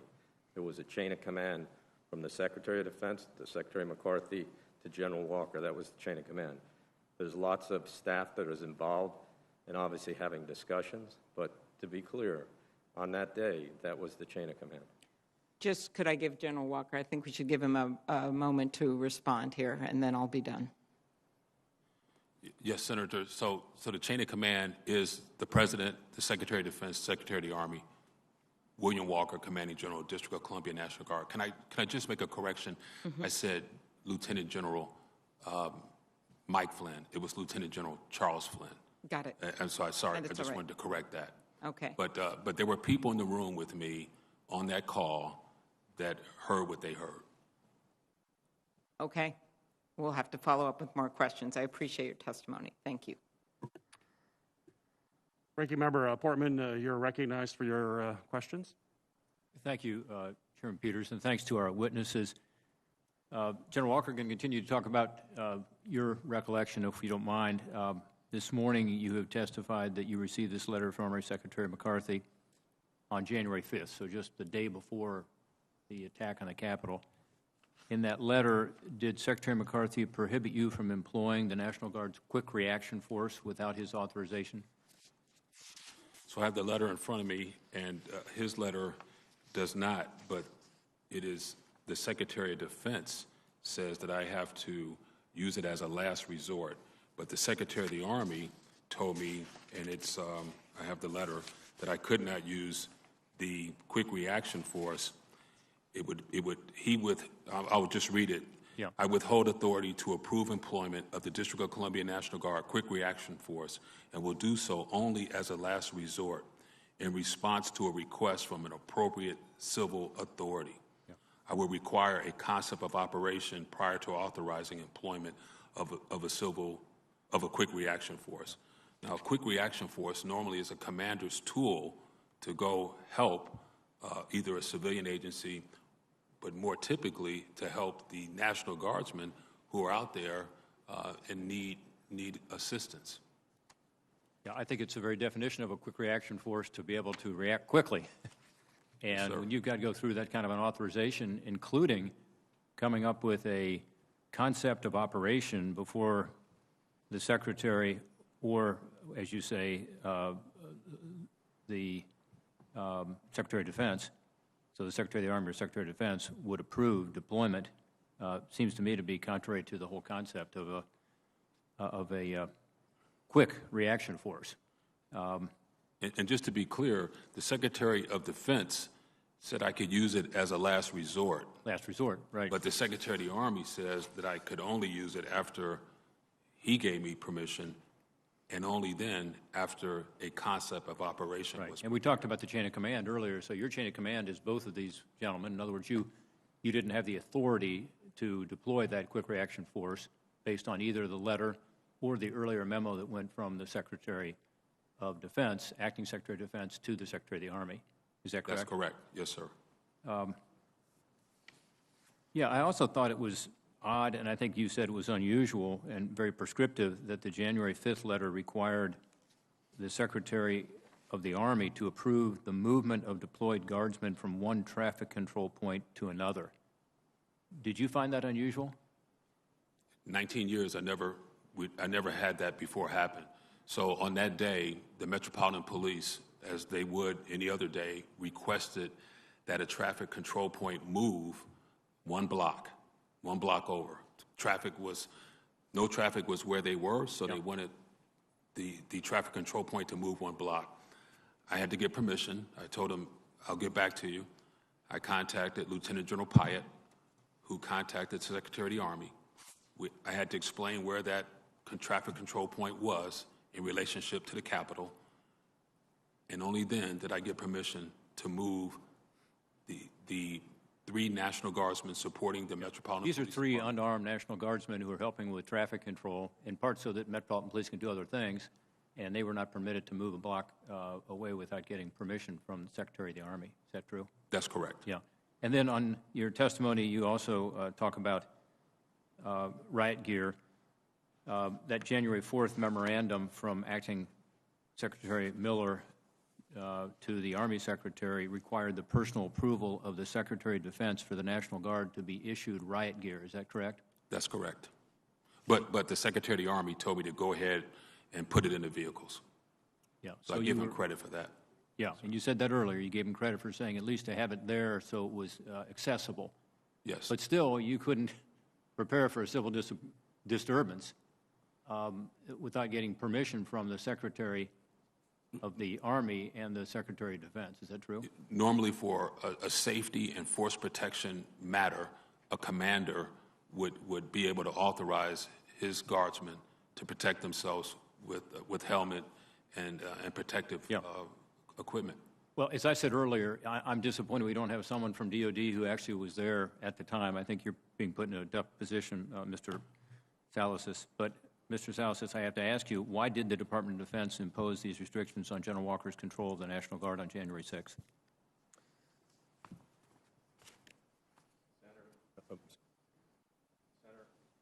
I apologize.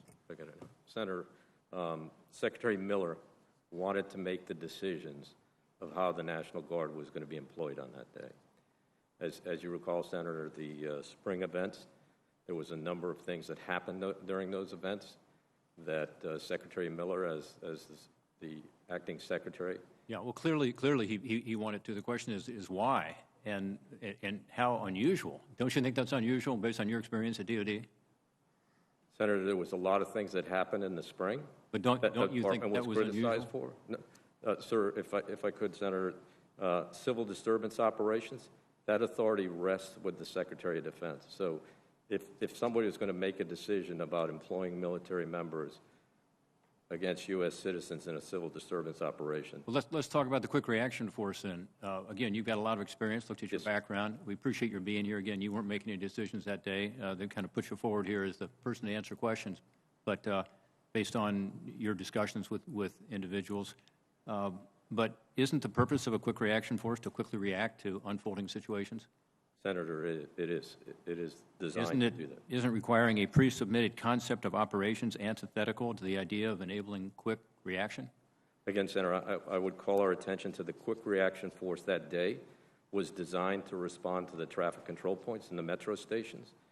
We did not have a quick reaction force to respond to the events that unfolded on the Capitol.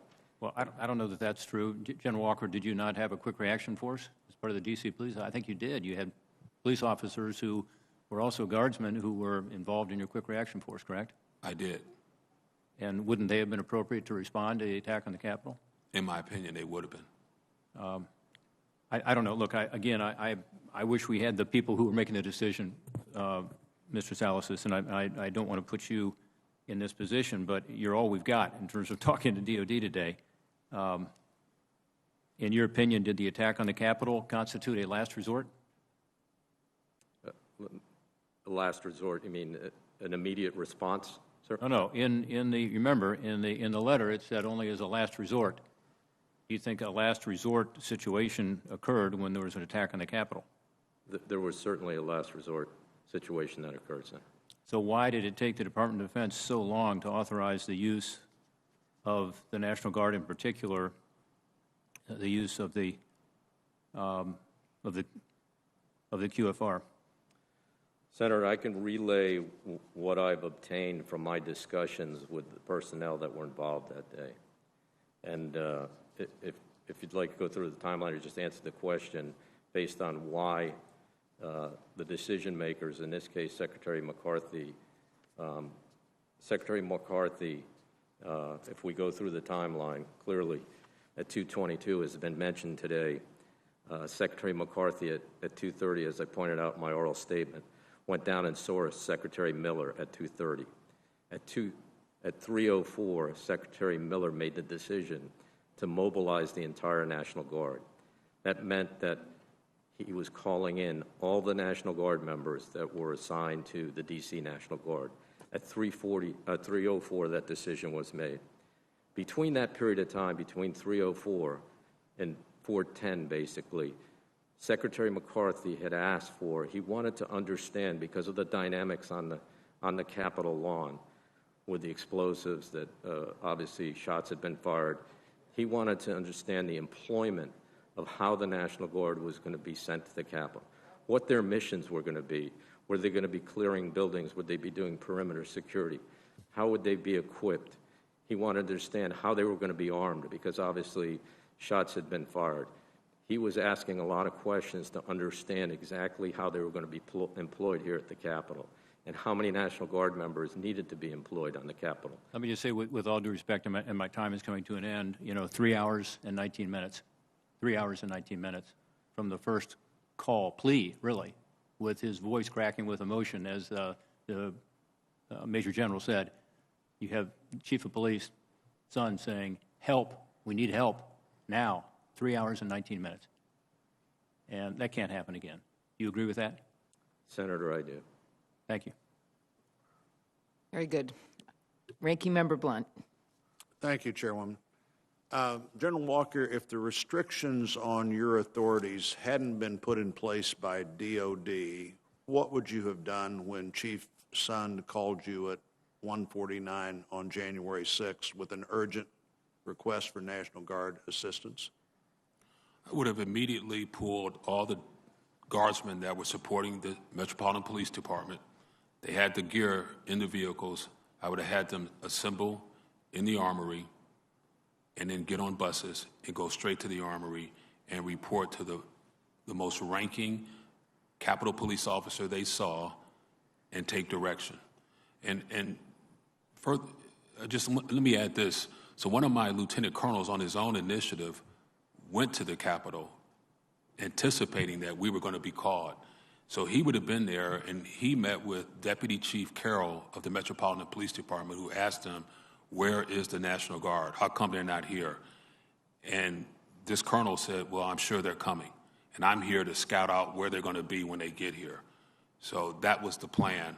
I would have sent them there immediately.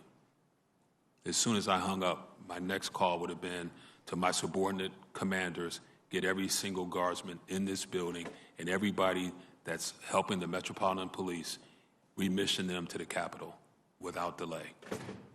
And how quickly do you think you could have had people here? I think you said a minute ago that the Guard had moved from Andrews to the Armory here by 3:30. Is that right? Yes, sir. And how quickly was the colonel here that was...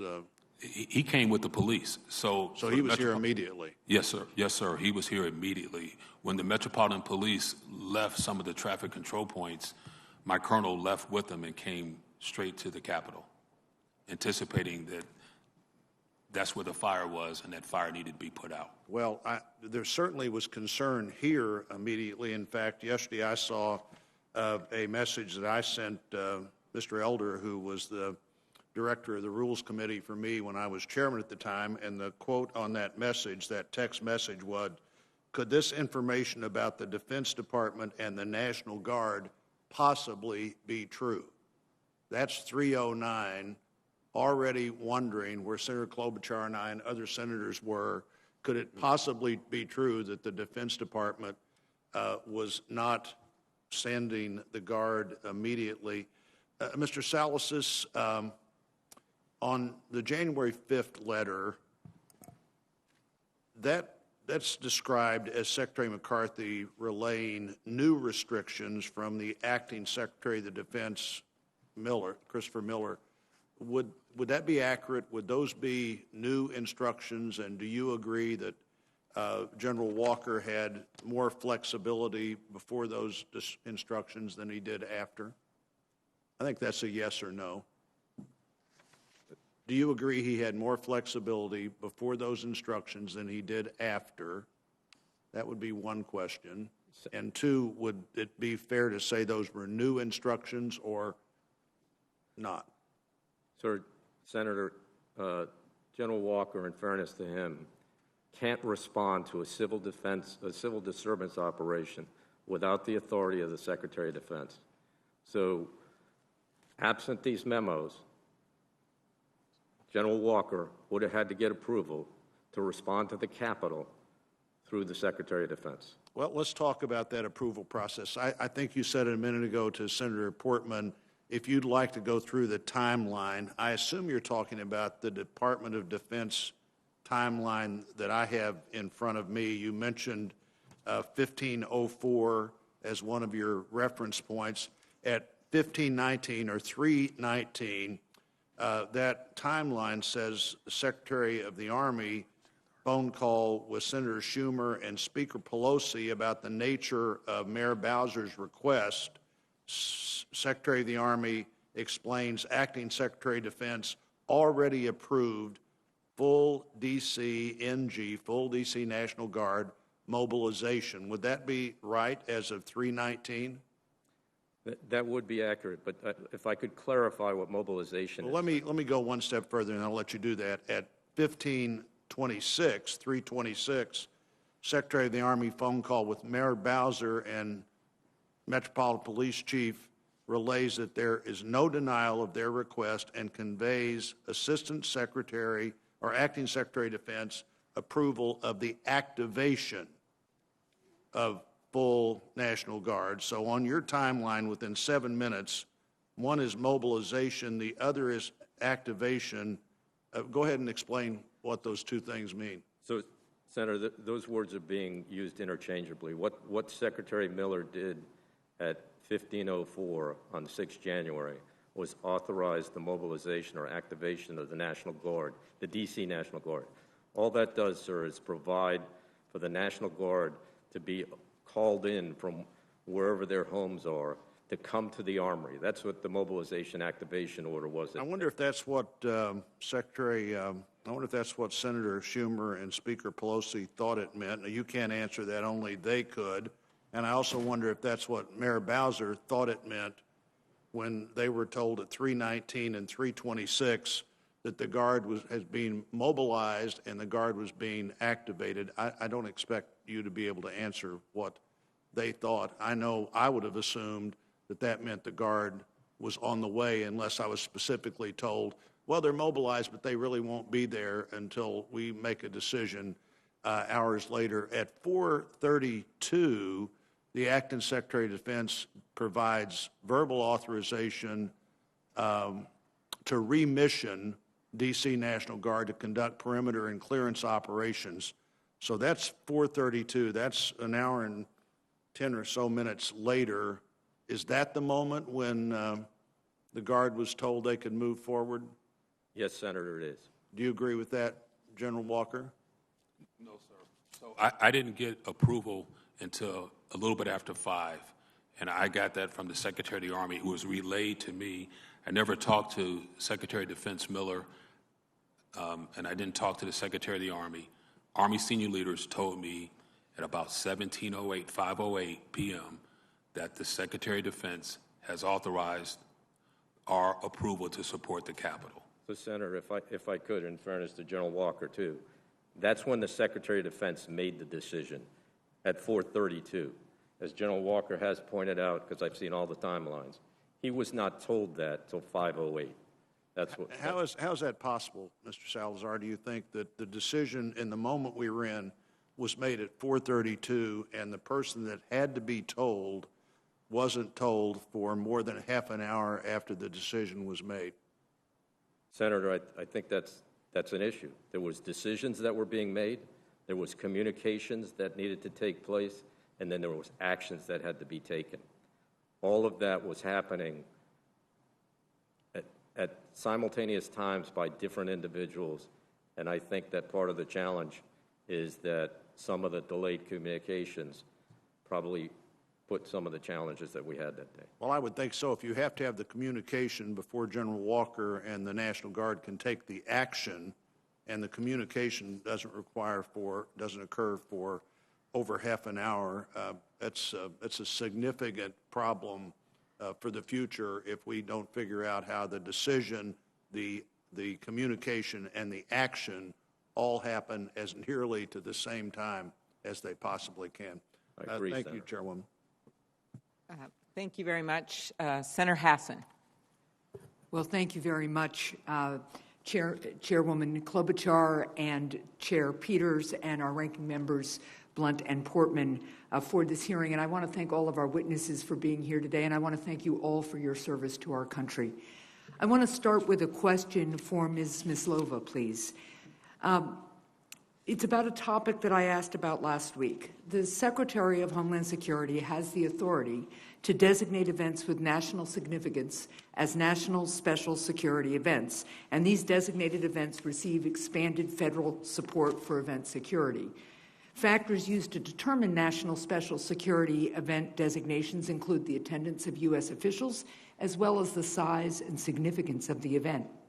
In our hearing last week, the former officials in charge of security here at the Capitol testified that DHS did not reach out to U.S. Capitol officials about designating January 6th joint session of Congress as a national special security event. So, Ms. Smislova, to your knowledge, did any Department of Homeland Security officials ever consider or recommend designating the January 6th joint session of Congress as a national special security event? Sorry. Thank you, Senator.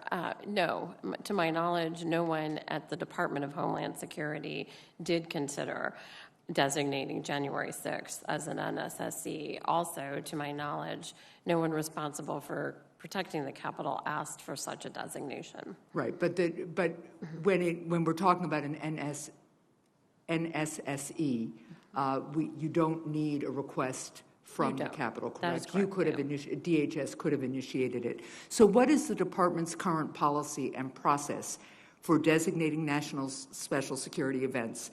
And were there any procedural issues blocking such a designation in spite of the growing evidence of intelligence available to federal security officials prior to the event?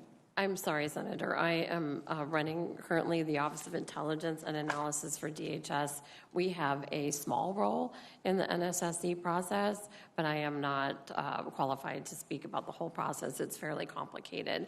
I'm happy to have Secret Service reach out to you, ma'am, if you'd like me to follow up with that. Well, I think it's really important for us to understand what the processes are. We had, as has been pointed out, the Vice President-elect, all members of Congress in one location at an event where there was clear intelligence that might turn violent, and there appears to have been no communication or effort by DHS to designate this in a way that would have had this security that we're now standing about stood up ahead of time in an effective way. So I look forward to following up with you on that. I want to turn to Ms. Sanborn now. According to a recent report, the FBI has currently charged 257 people associated with the events on January 6th. Of the individuals charged to date in relation to the attacks of January 6th, how many were already under investigation by the Bureau? Ma'am, I'd have to get you the specific number, but I can only recall from my memory one of the individuals that was under investigation prior. And was that because the FBI is limited in its tools or capacity to monitor, charge, or arrest these individuals prior to January 6th?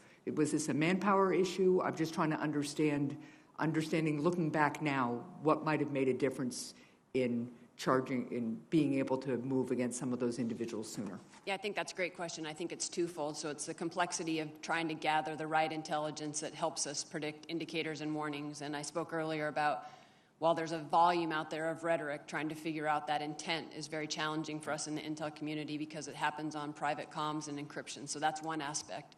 And then the other aspect is, of the people that we were investigating, so predicated investigations, we don't necessarily have the ability to mitigate the threat they might pose by travel if we don't have a charge. And so I think you're tracking that we were aware of some of our subjects that intended to come here.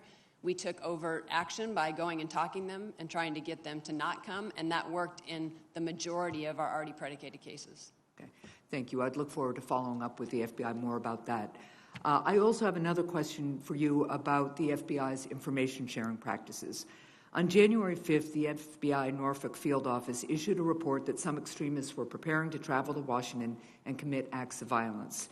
That report eventually made it to a U.S. Capitol Police analyst, but it didn't make it to the former Capitol Police Chief, Mr. Sund. So I think it's important for us to understand whether this was a failure in information sharing policy or practice. What's the standard policy for disseminating reports like that? Yes, ma'am, that's a great question. I'd just like to segue into that part of the reason we were able to get that intelligence report from the Norfolk office is because we made it a national collection priority for all 56 field offices to collect whatever they could on the joint session as well as inauguration. And so when they collected that information, they did follow our normal process, and I think we heard yesterday from the director, and went above and beyond that process. So they documented it quickly within the situational information report, and they disseminated it 3 different ways: in writing, via email, verbally, and then also put it in what we call the LEAP portal, which is available to all state and local partners across the United States.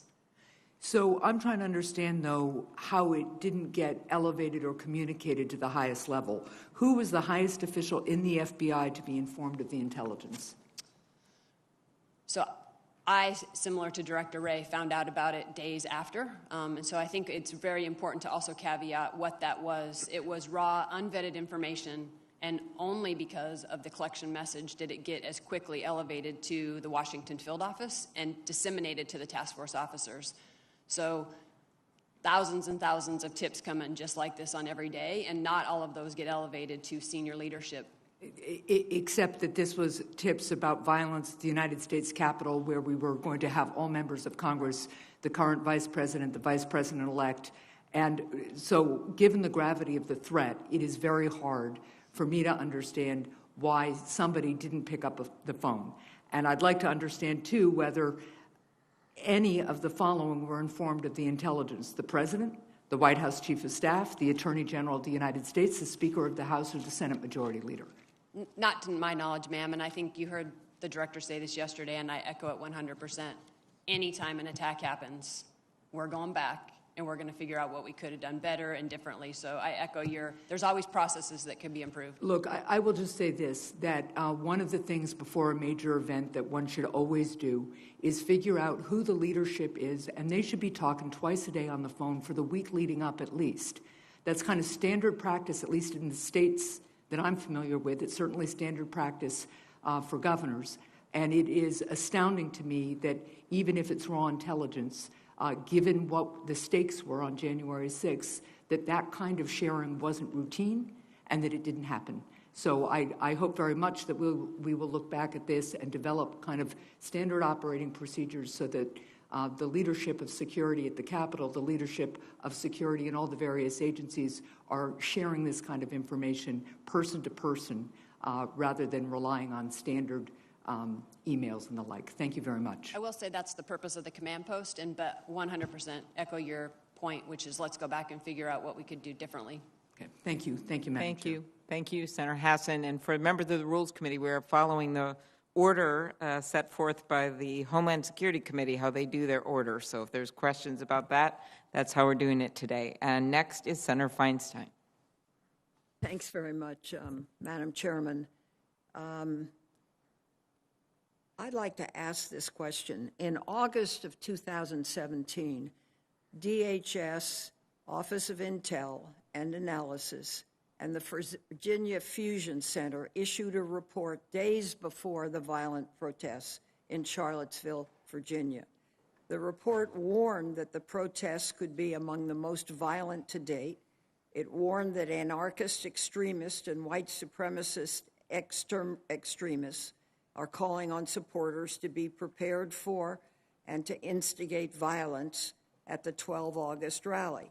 Now, this was very similar to what we saw in the lead-up to the January 6th insurrection, when groups were actively planning to come to Washington and commit violence.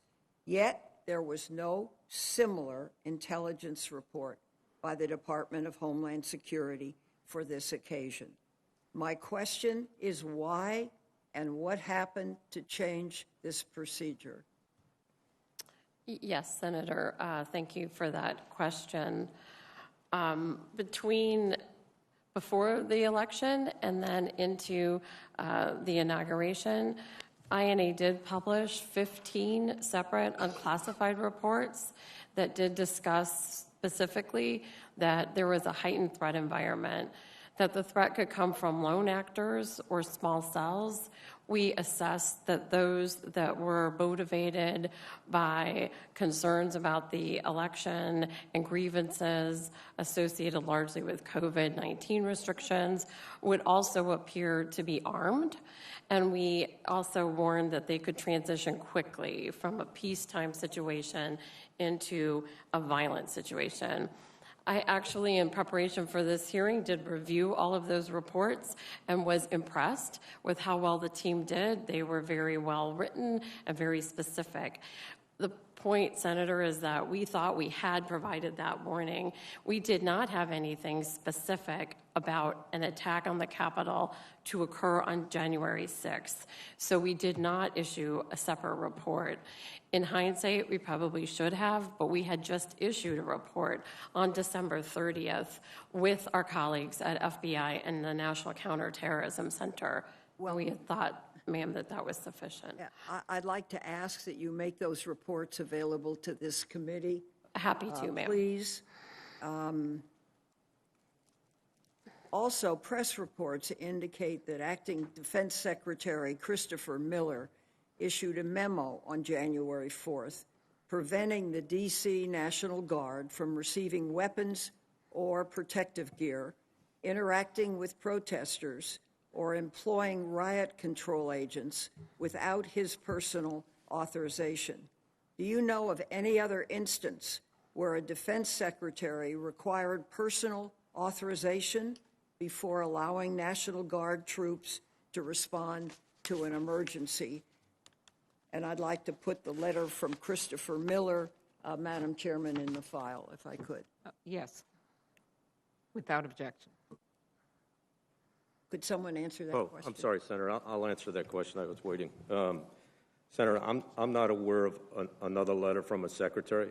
But again, based on events in the spring and Secretary Miller being new to the department at that time and some of the things mindful that had happened, he issued that direction. That direction, though, again, I'd come back to the point that in order for National Guard members to deploy in civil disturbance operations, it requires the Secretary of Defense's approval. So just as, to be clear, there is no ability for the military to respond without the Secretary's approval for civil disturbance operations. Well, if I may, Madam Chairman, I'm looking at a memo for Secretary of the Army, employment guidance for the District of Columbia National Guard, dated January 4, 2021, I received it, and it responds to a memorandum regarding the district's request for support for the planned demonstrations from January 5th to 6th, 2021, and you are authorized to approve the requested support subject to my guidance below, subject to consultation, and then it points out a number of things that are not authorized. So this letter of January 4, I'd like to be in the record because somewhere there's a problem here.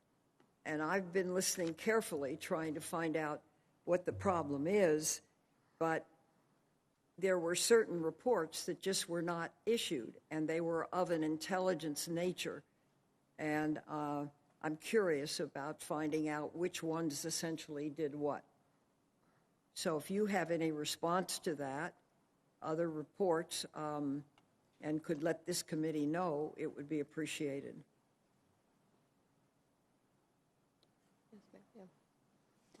Yes, ma'am, happy to do so.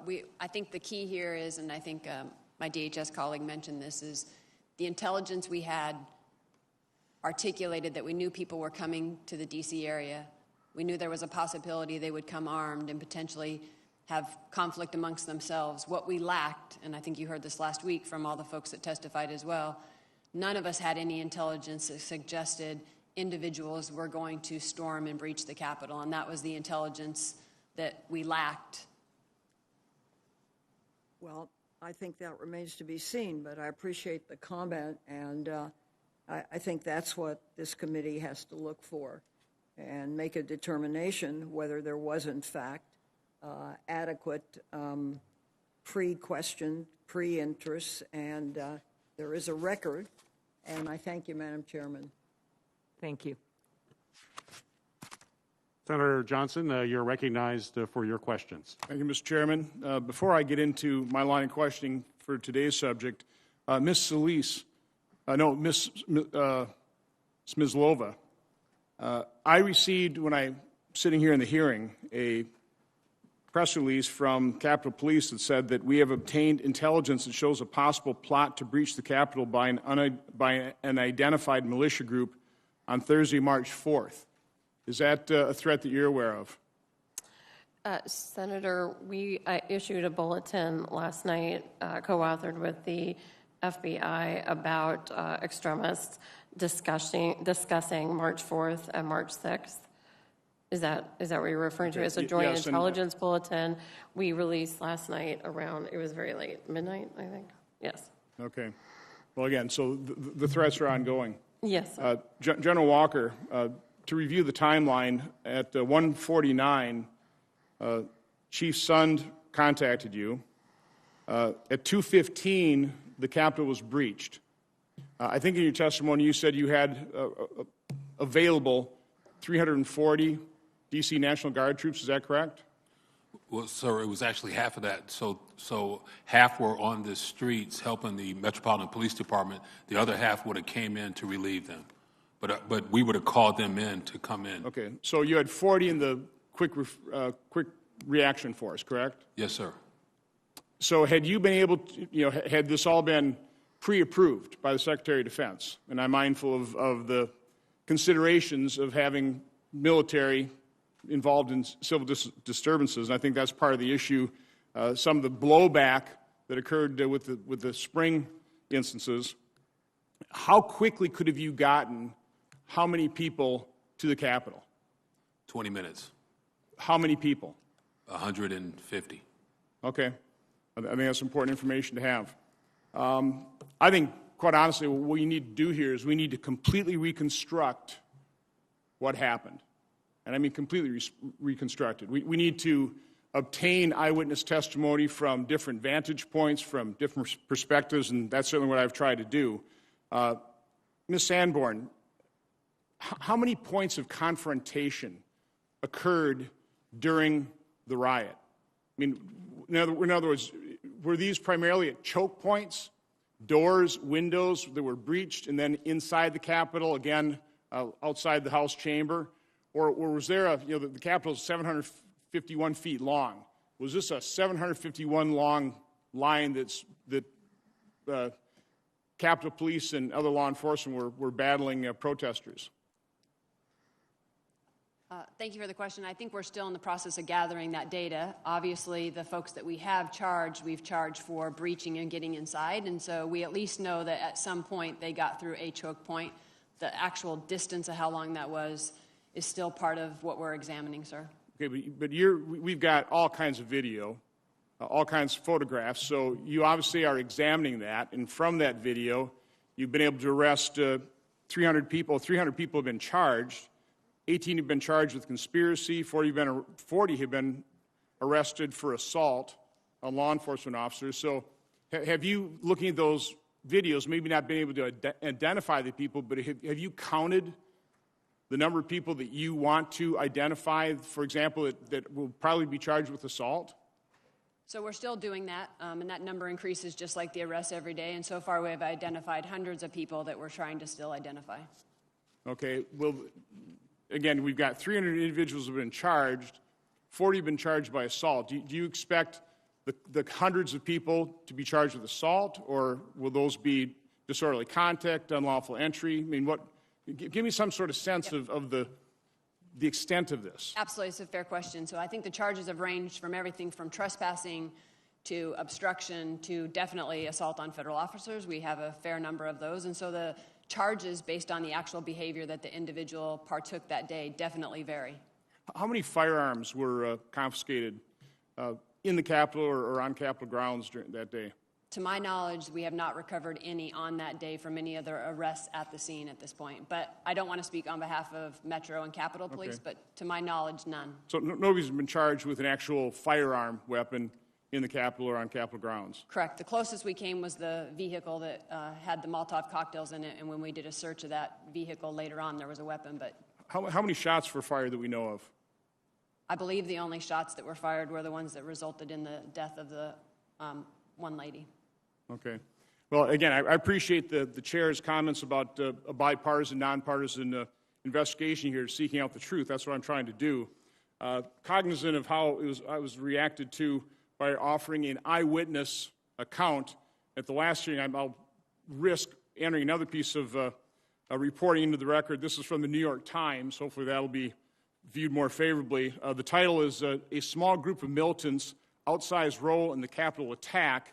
In that report, it says federal prosecutors have said members of the Oath Keepers militia group planned and organized their attack and, quote, put into motion the violence that overwhelmed the Capitol. The reason I'm entering this in the record and read that quote is that it really does seem to align with the eyewitness account that I read portions of in the record last week. No conspiracy theory, just an eyewitness account from a knowledgeable observer. I didn't get to the point of the actual attack, and I want to just read a couple excerpts.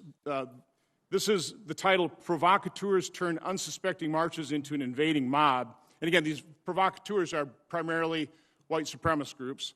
Then a loud bellowing shout from behind, quote, forward, do not retreat, forward. Then two other men standing across from one another on the high granite curbs on either side of the footpath bellowed variations of forward, do not dare retreat. Some made direct eye contact at people and pointed directly at them as if trying to psych them into submitting. A third man standing on a chair also shouting forward, reached down and grabbed me by the shoulder and barked, don't retreat, get back up there. It wasn't an expression of enthusiasm or solidarity. It sounded like a military order.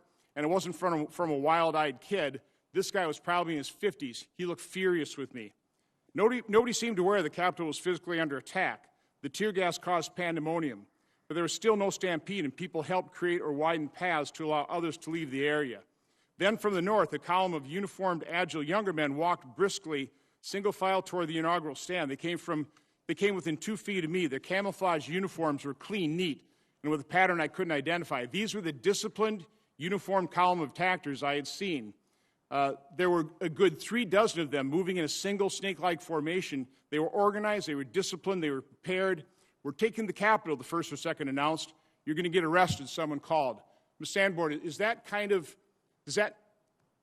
tie into with what you're uncovering as you investigate exactly what happened in the Capitol that day, that you had these armed militia groups that had conspired and organized to be there, maybe dozens, we don't know how many, but that they were organized and knew how to use the mob to storm the Capitol? Is that kind of what you're seeing? We definitely so far are seeing a mixture of that, absolutely. We're seeing people that got caught up in the moment, got caught up in the sort of the energy, et cetera, and made their way into the Capitol, and those are probably the ones that you're seeing the charges simply of trespassing. And then we're definitely seeing that portion that you're pointing out, which is small groups and cells now being charged with conspiracy that coalesced either on site or even days or weeks prior and had sort of an intent that day, and they, too, probably caught people up in the energy. So just one final comment. I would urge anybody that criticized me for entering an eyewitness account in the record last week to please read the eyewitness account to take a look at actually what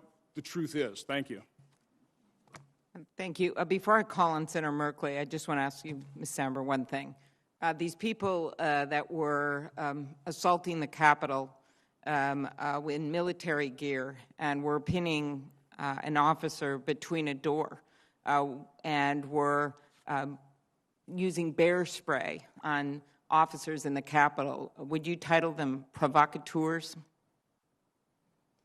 Ma'am, it would all depend on the evidence behind the case, right? So as we're going through and we're figuring out what actually we know about each individual, it would just depend on what the facts and what we know holistically about that to be able to put a label on it. Do you think there were some very serious violent people involved in this insurrection? 100%. A lot of officers were injured and a lot of damage was done. And would you describe the atmosphere as festive? Absolutely not. Thank you. Senator Merkley. Thank you, Madam Chair, and thank you to all for your information. Assistant Secretary Salisis, if I understood your earlier comment, you thought the quick reaction team was only for reinforcing assistance to those members of the National Guard providing traffic control. Did I hear your comment correctly? Yes, Senator, you did. Thank you. Major General Walker, I believe that if I heard your comments correctly, that quick reaction team was there to respond as needed, including protection of the Capitol. Is that correct? No, Senator. So they were actually to provide support to the guardsmen out there. What I would have wanted to do was remission them and get them to the Capitol immediately as a quick reaction force. I see. So they weren't necessarily planned to help protect the Capitol, but you would reassign them to that in that type of emergency? Yes, sir. Okay. Thank you for that clarification. I was really struck by the complexity of the chain of command for trying to get a decision for response.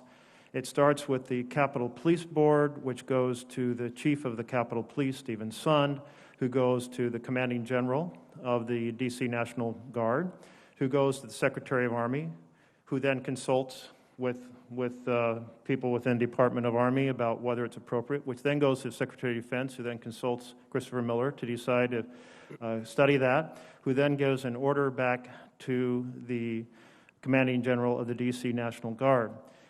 This six-step process seems totally unsuited to the situation of responding quickly to an emergency. And just wanted to ask you, Commander Walker, if I'm reading this chain of command correctly, and do you share the view that this is way too complex for a moment when you need to respond quickly?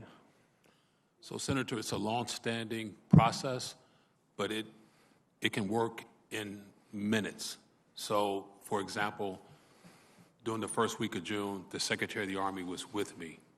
I watched him call the Secretary of Defense and consult with the Attorney General and respond back to me with a approval within minutes.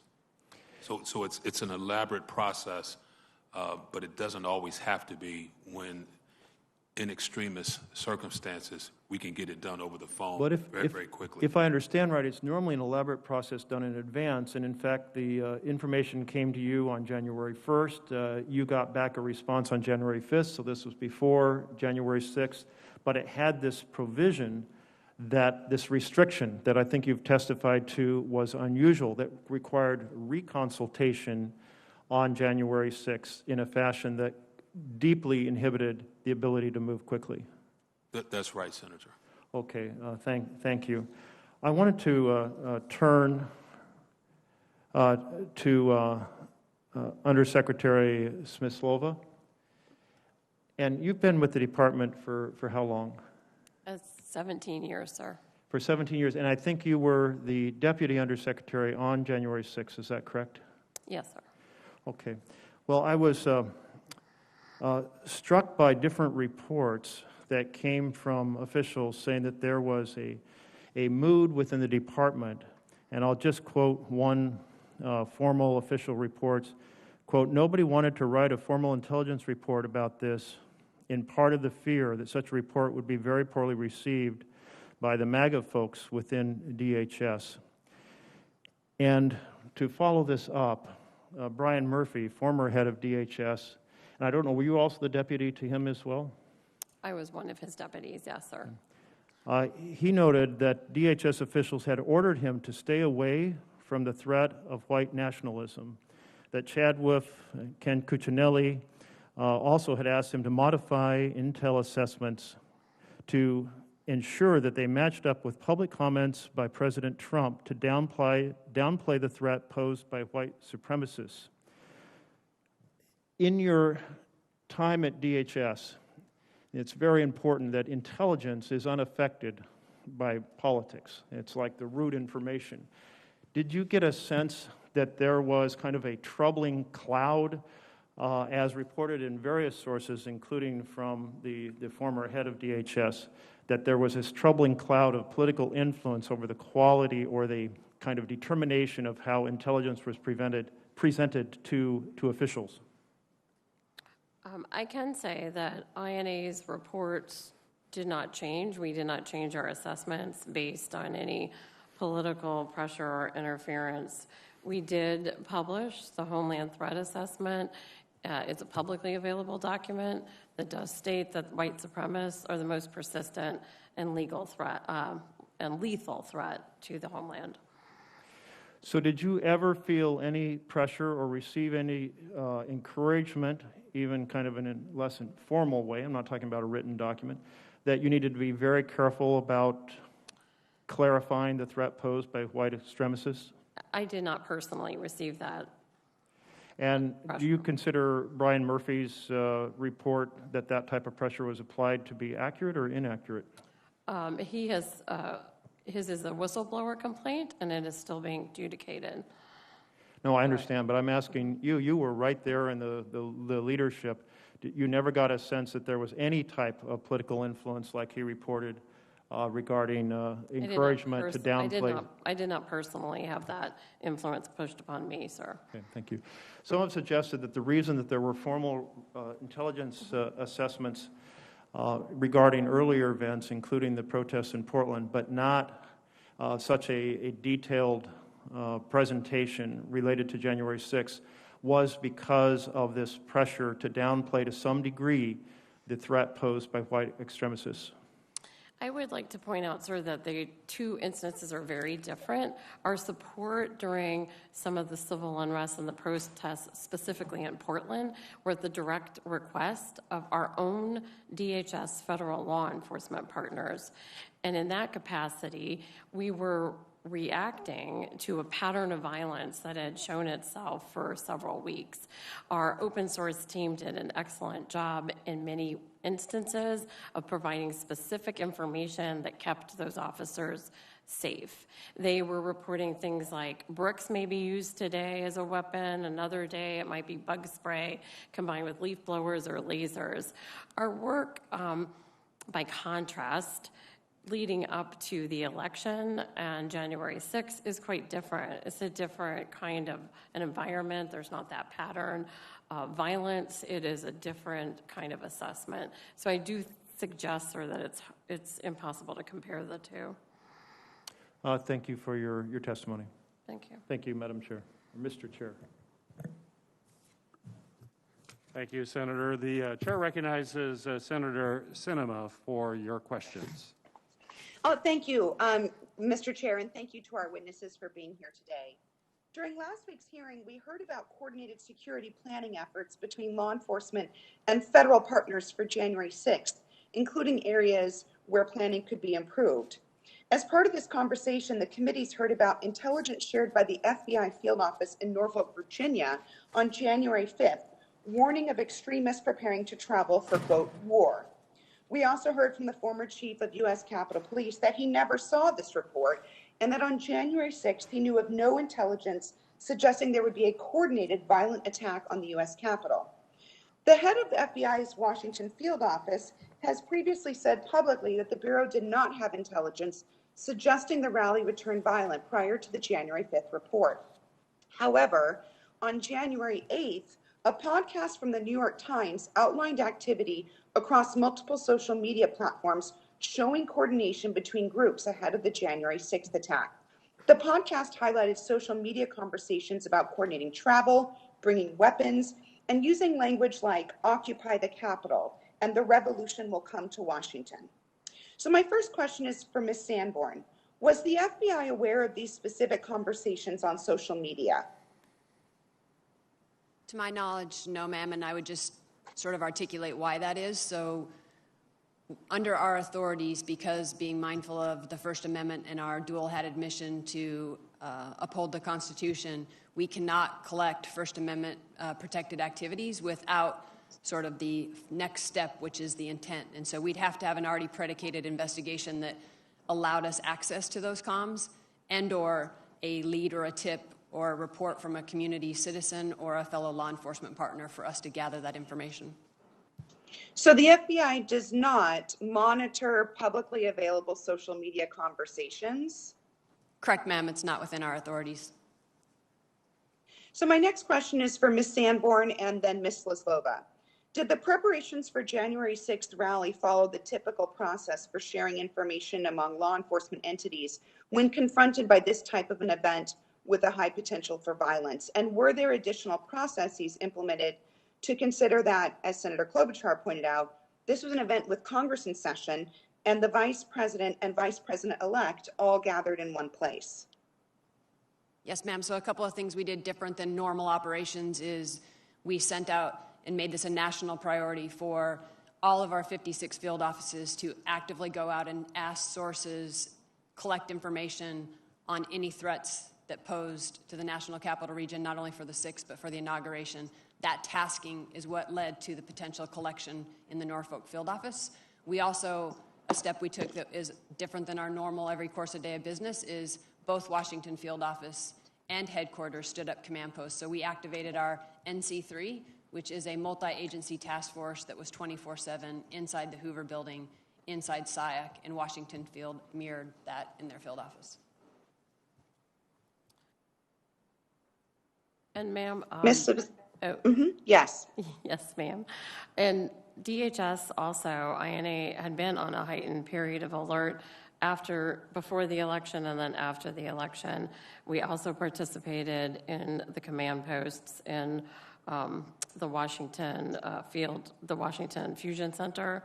In retrospect, we may have been better off if we had considered sending out some kind of a terrorism bulletin, but we did not do that before January 6th.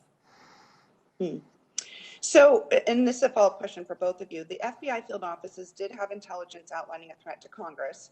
We know that conversations were happening on publicly available social media, and DHS was tracking the travel of some of these suspected radicals. So given all of these pieces, what, in your opinion, broke down, and what got in the way of law enforcement properly planning to meet these publicly articulated threats? I'll start. I think exactly the processes we had in place, we followed, and I think that's the good news. I think, as you heard the director yesterday, and I would echo, anytime there's an attack, we in the FBI want to bat 1,000, and we want to not ever have this happen again. And so we're asking ourselves exactly the questions that you're asking. Is there a place that we could have collected more? Is there something that we could have done? And so that is exactly what we're looking back at. I think that the information we had, we worked quickly to try to get that out in reporting and share it in multiple ways, verbally, email, putting it in portals, et cetera. But 100%, you can rest assured we're asking ourselves the same, as we want to continue to improve and get better. And ma'am, we also at DHS are completely dissatisfied with the result of our efforts leading up to January 6th. We are re-examining how we distribute our information, how we coordinate with our partners. We thought that it was sufficient, and clearly it was not. We are also working much more focused on applying more resources to better understanding this particular threat. We also are looking at how we can better understand social media to get those tips and maybe get better insight into what this adversary is doing. This is a very difficult threat for us in the intelligence community to understand. It will require more partnerships with non-traditional partners and with our standard state and local partners, and you will see that we will reinforce our already good partnership with the FBI. We will do better. Well, thank you. Following up on that last comment around local partnerships, I wanted to go back to Ms. Sanborn. On January 5th, the FBI did receive information that armed protests were being planned at Capitol buildings in all 50 state capitals. Could you just briefly, in the time we have left, share how that intel was acted upon and how it was shared across the country? Ma'am, I don't recall off the top of my head. I'd have to get back to you on the mechanism that we did to share that information. Based on that response, would it be fair to assume that it was not a particularly high priority that there were armed protests planned at all 50 state capitals across the country? No, it 100% was a high priority, and it definitely, for our mission and our focus, we were not on the 6th only focused on the National Capital Region. We were focused on the whole country, and so it 100% was a very important focus for us. I just can't remember the mechanism of the document or whether it was an email, whether it was a joint product, how we passed that information, but we were concerned with it, and I know we disseminated it in some form, and I owe you that. Thank you. So I'll just have my team follow up with you. Mr. Chair, I see that my time has expired. I yield back and thank you. Thank you. Senator Padilla, you are recognized for your questions. Thank you, Mr. Chair. First a comment, then a question for the witnesses. I understand, there's a lot of people saying they'd like to see a reconstruction of the events of January 6th and how they came to be. For anybody genuinely interested, I turn their attention to the House Impeachment Manager's presentation to the United States Senate from February 9th through the 13th. My questions today, though, are in some ways a follow-up to yesterday's Judiciary Committee hearing, where we heard from FBI Director Chris Wray. And I'm going to quote from his testimony yesterday. Quote, "We are not aware of any widespread evidence of voter fraud, much less that would have affected the outcome in the presidential election." End quote. And yet former President Trump and other people with influence continue to spread lies and disinformation about how the November 2020 election was stolen. Former President Trump continued this effort most recently at the Conservative Political Action Conference on Sunday, falsely claiming, and I'll quote from him, "We did even better in the second election than we did in the first. You know, I won the first, we won the second, we did much better." Prior to joining the United States Senate, I served for 6 years as California Secretary of State, which includes the responsibility of serving as California's Chief Elections Officer for the most populous state in the nation. I know Trump is lying. We all know Trump is lying. FBI Director Wray told us yesterday that one of the biggest challenges the government faces in confronting domestic terrorism is separating the signal from the noise. This was particularly true in the lead-up to the January 6th insurrection, when people of influence, particularly former and current elected officials, continue to spread lies and disinformation about election integrity. I would imagine that creates a lot more noise, unnecessary noise, counterproductive noise, dangerous noise for you all to have to sift through. I suspect it also serves to radicalize some number of people to actually take action, including violent action, just as we have seen for years with jihadist propaganda and other forms of foreign terrorism.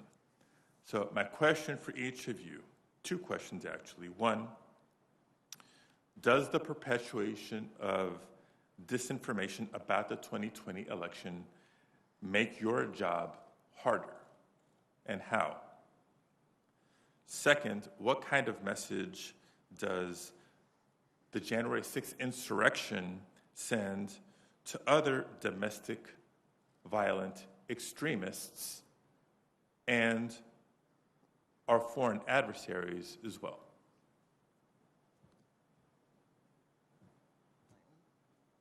I'll start. I think I'd start with pinpointing the specific thing that drive somebody to mobilization is very, very, very difficult, and it's probably more complex in the domestic violent extremist space than any other of the terrorism threats we face.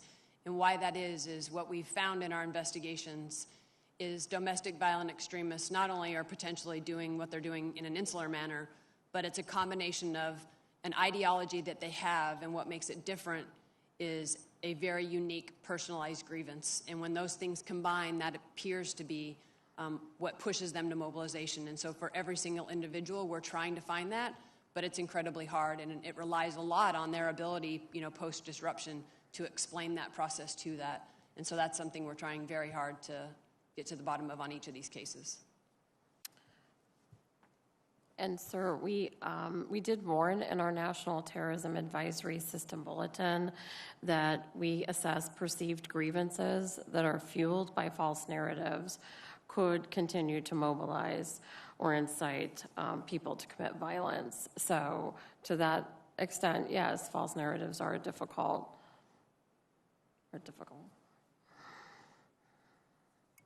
Senator, the Department of Defense does not do domestic intelligence on U.S. citizens, but there's no tolerance for extremists in the ranks of the Defense Department.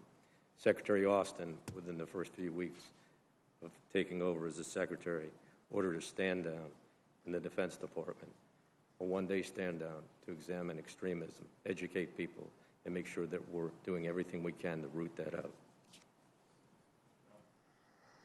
Senator, General, I'll spare you for a second because I want to make sure I get some clarity here. Now, I know these issues are complex. Your work is tremendously complex and challenging. But the answer to the first question, based on what I hear, tell me if you disagree, is the question being, does this make your job harder? The answer would be so far, yes, yes, yes. Is that correct? It's twofold, right? It's volume. Any more volume makes it harder. And the more variety of things that inspire people definitely makes pinpointing it to a specific one challenging. And so variety of inspiration combined with amount of rhetoric out there definitely are two things that add.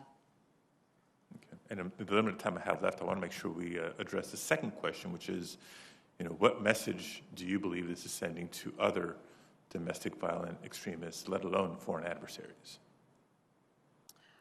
We do assess that the breach on the Capitol could inspire others to act, if that's what you're asking, sir. I agree. Anytime an adversary is successful, others pay attention, and so we're worried that this would be an inspiration. I agree with that. I agree as well, sir. Thank you. Thank you, Madam Chair.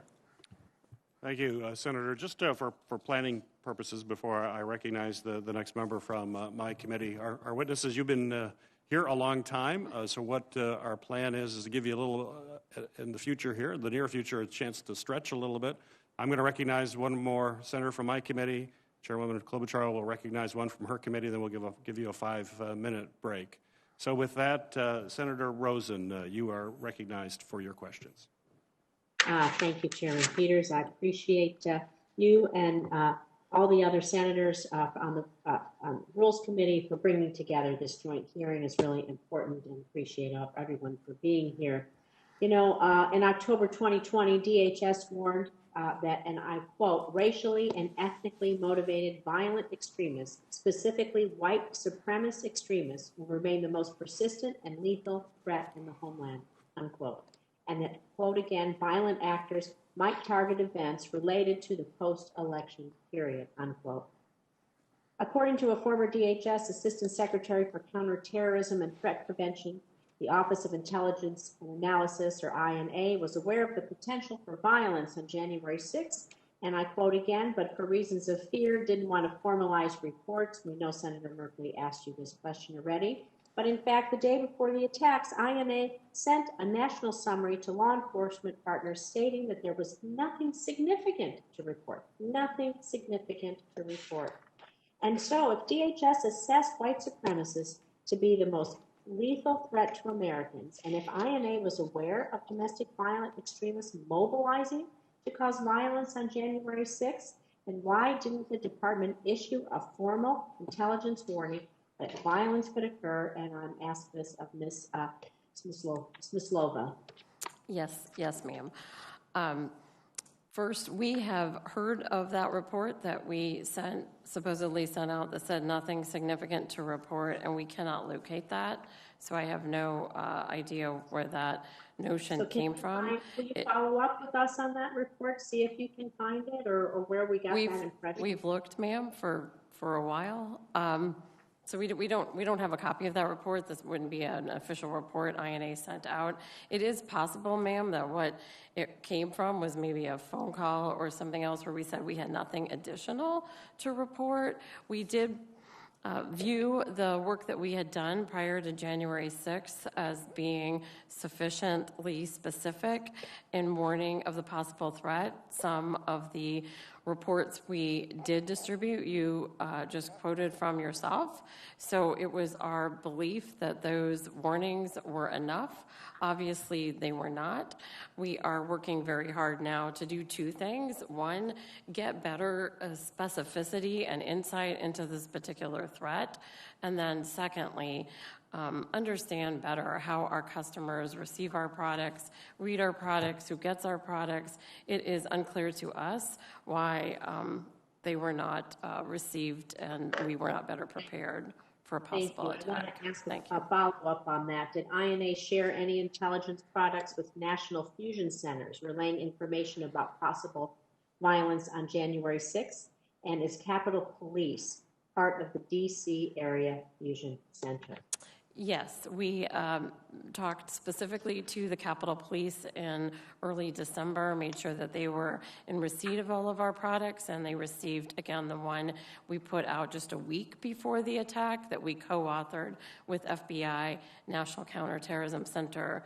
We know that all of our products do go to the National Network of Fusion Centers, and we, in fact, participated in a phone call that was sponsored by the National Network of Fusion Centers the day before, on January 5th, where we also reiterated our concerns that we were in a heightened threat environment, that this particular adversary could mobilize quickly, and they most likely as small cells, lone offenders, they would most likely come armed, and they could, were interested in attacking specifically government buildings and large gatherings.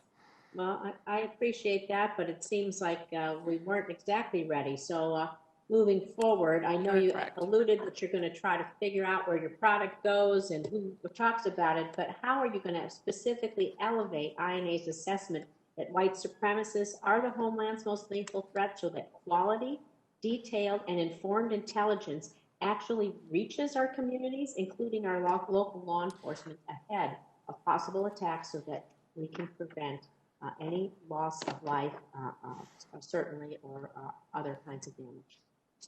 Yes, ma'am. And the department is committed to doing that. Our secretary is very committed to coming up with a whole of DHS approach to better combat domestic terrorism. We are working across the department to understand how to better articulate the threat and deliver the threat and how to mitigate it with our state and local partners. Thank you. I want to move on because the day before the insurrection, the FBI issued an internal warning that extremists plan to take part in violence on January 6th. Last week, I asked Metro PD about the intelligence failures leading up to the attack. Acting Chief of Police Conti told me that FBI emailed MPD an alert bulletin warning about potential violence at 7 p.m. the night before the attack. Mr. Conti told me, again, I'm going to quote here, I would certainly think that something as violent as an insurrection at the Capitol would warrant a phone call or something, unquote. But yesterday, FBI Director Wray shared that his information had been provided to local law enforcement multiple times and in multiple forms. So, Ms. Sanborn, it sounds like either Mr. Conti or Director Wray was mistaken. So can you corroborate Director Wray's statement? And if indeed the warning was only sent in writing, why didn't the FBI go a little bit further? Why did it not alert local law enforcement about the possible violent insurrection in a manner more consistent with the gravity of the threat on our country? Yes, ma'am, I appreciate the question. I think I'll start with the information we received, just to correctly characterize what it was information off the internet, unattributable to a specific person. That being said, the content and the suggestion of what may or may not happen was concerning enough that based on our prioritizing this as a collection priority for our 56 field offices, they quickly wrote that up and within the hour had that information to the Washington field office. They wrote it up in a document specifically for dissemination to state and local partners, but really they tried to belt and suspender that together. They wanted to make sure that we just didn't rely on the dissemination of a product, that we also followed up with an email. So it went out in an email to all task force officers on the Washington JTTF task force. And there's numerous of those from the National Capital Region that received that email. Still, on top of that, they didn't want to rely on just the email and the written document. In one of the command post briefings that they were doing back then, every couple of hours, they specifically stood up and talked about this to try to have a common operating picture of what this information was. And then still to go a step further and not rely on just that and make sure that we broadened the visibility, not just to the National Capital Region, but we opened that aperture to the whole country for our state and local partners. We posted that situation information report on what we call the LEAP portal, which is available to all state and local partners. And why that's significant is it gives them awareness, but it also gives them the opportunity to maybe even potentially add collection to what our piece that we got from the social media posting online. Thank you. I know my time's expired, so I'll take this question offline, but you're encountering so many online threatening posts. We need to maybe change the definition of specific threats, raise them up. Thank you. Very good thoughts, Senator Rosen. Next, Senator Warner from the Rules Committee. Thank you, Madam Chairman. And let me also agree with you and Senator Rosen that the cross-pollinization that takes place on social media platforms and on the dark web need to be pursued. I appreciate Ms. Sanborn's appropriate response that you cannot arbitrarily collect off of American citizens if there's not some nexus. But I do think it's important, and I think others have mentioned this, that domestic violent extremists didn't start with January 6th. They didn't start with Donald Trump. They're not going to end with January 6th. They're not going to end with Donald Trump.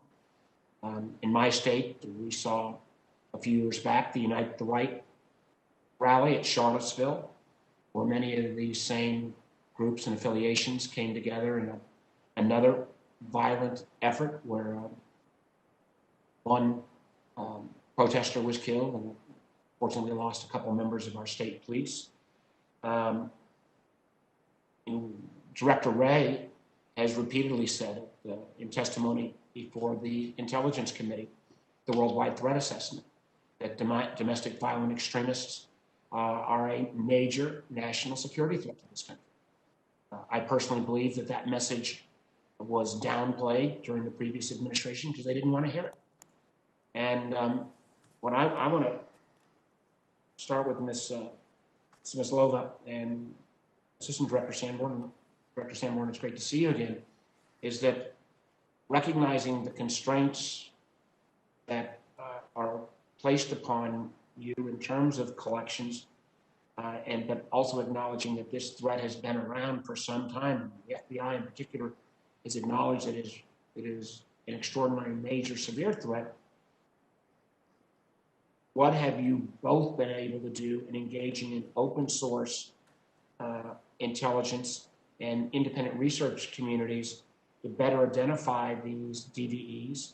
I know in the run-up to the January 6th insurrection, there was research done by Harvard's Joan Donovan and Elon University's Megan Squire, as well as other researchers that pointed to the fact that these DVEs and the affiliated groups, oftentimes groups that are working in conjunction with groups in Europe, were planning this effort. So how are you, both DHS and FBI, utilizing these independent researchers, open source activities, and making sure we've got a better handle on it, recognizing the appropriate constraints on what you can do directly?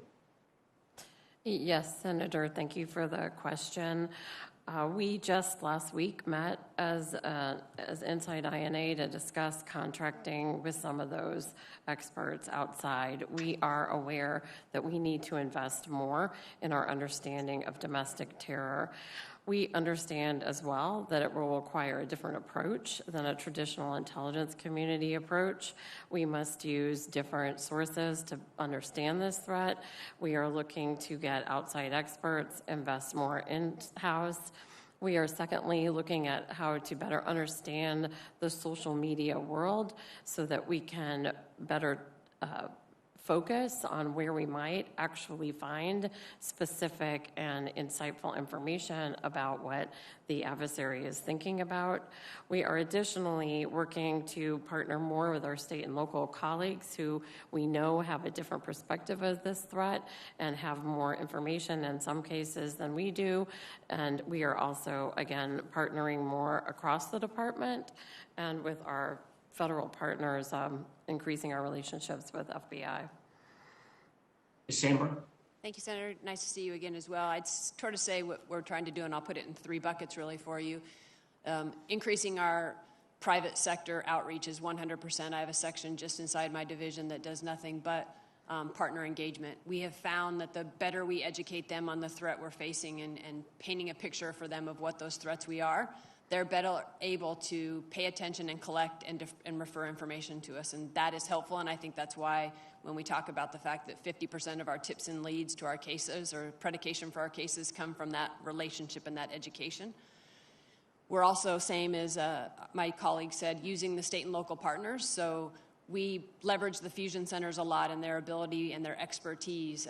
And the Orange County Fusion Center in California is a great example of leading sort of the analytics of social media and leveraging their expertise to predicate cases. And they were actually behind the predication of the case, the base that we disrupted.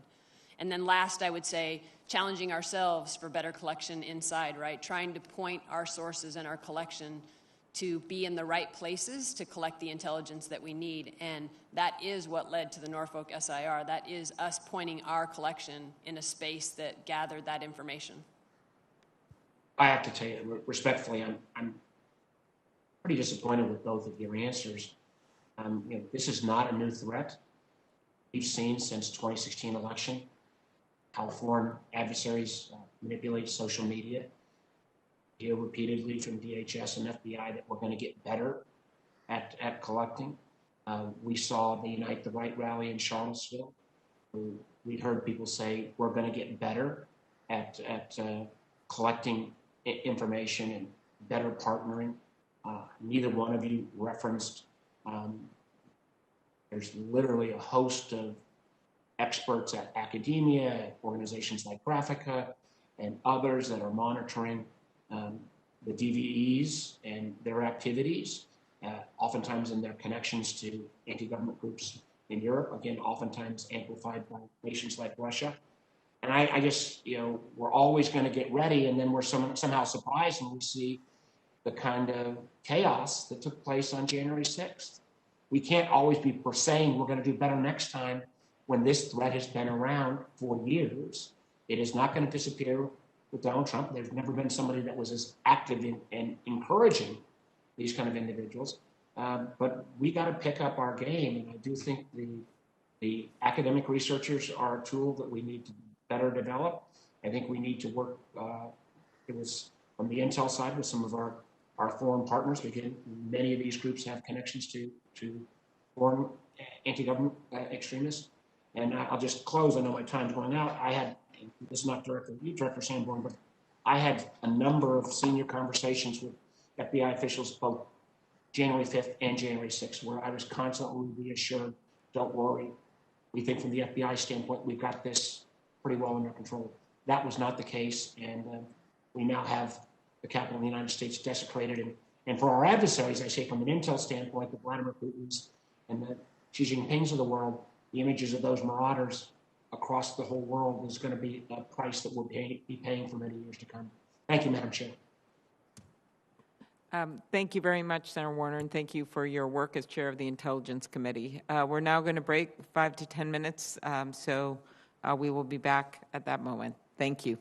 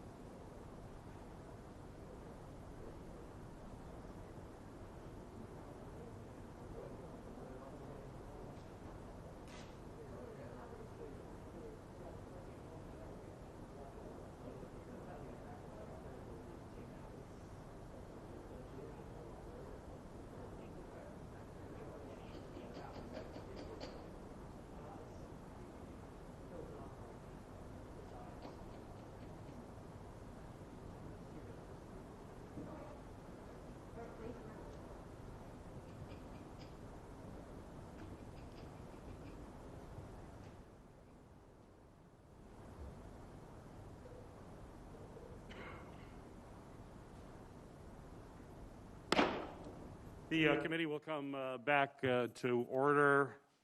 Senator Langford, you are recognized for your questions. Mr. Chairman, thank you very much for this. Witnesses, thank you. I appreciate your engagement. We're trying to all fill in blanks, and none of you have all the answers on this. We're not expecting this panel to be able to cover everything on it, but I do appreciate the gaps that you're helping us fill as we go through this conversation together. Ms. Smislova, I want to ask you a couple of questions about the IC. I've read through some of the sensitive information that was sent out to law enforcement in advance of January the 6th. Help me understand someone that's getting that report. Obviously, many of these folks that are getting the report from Capitol Police and others, Sergeant at Arms, they get reports like this similar every day. If I look at the reports prior to January the 6th that are coming out from intelligence, I have a hard time looking at it and getting the context of how is this different than normal. So help me understand for those reports, for someone who's reading these reports every day, how would they understand the context of what you're seeing or what the folks are seeing on the ground that's different than what they had seen 3 months before, 6 months before, a year before? Yes, sir. That is a great question, and that is one that we are now reassessing. It was our view, again, when I prepared for this hearing and I looked at all of the work that we had done, specifically talking about the extremists that would be motivated by the dissatisfaction with the election results and also unhappy with some of the restrictions related to COVID-19. The reports are quite good. They are well written. They seem to summarize pretty succinctly. I mean, I look at them and I'm proud of the team, which has produced twice as many reports on domestic terrorism this last year as they did the year before. But to your point, it might be hard to see that trend over time in the noise. So looking backwards from, now what didn't happen, right? We are examining, should there be different types of reports? Should we use some of the tools that DHS has, such as the National Terrorism Advisory System? We have restarted the Counterterrorism Advisory Board, which was occurring monthly under the previous administration and had fallen off for a variety of reasons the last few years. We've restarted that. Secretary Mayorkas is challenging us all to do a better job when it comes to combating terrorism, domestic terrorism. So I guess that's a long way, sir, of saying we are taking a look at the reports that we have done. We will be engaging very directly with all of our stakeholders, asking them what we could do better, asking them how they might better receive the information. Should we put it in a different format? Is there some way we should remind them that this is an alert? And it is hard, candidly, with the volume of information that we all receive daily. Sure. You're getting a tremendous amount, and that information continues to be able to flow. But when I look at the reports and look at even the bottom line up front that's at the beginning of it, it all seems very standard to me. There doesn't seem to be an elevated risk. Now, there's some details that come afterwards that if you're reading through it, you could then elevate it. And as you've heard, some members on this committee and others in the media have pulled out specific statements buried in a report and pulled it out and said, well, how could you have missed this? Right. But in the bottom line up front, it looks very standard. Here are the risks. Here are the things that we're seeing. There doesn't seem to be something that would say, hey, this is higher than normal. If I can use the intel term, it seems to be chatter.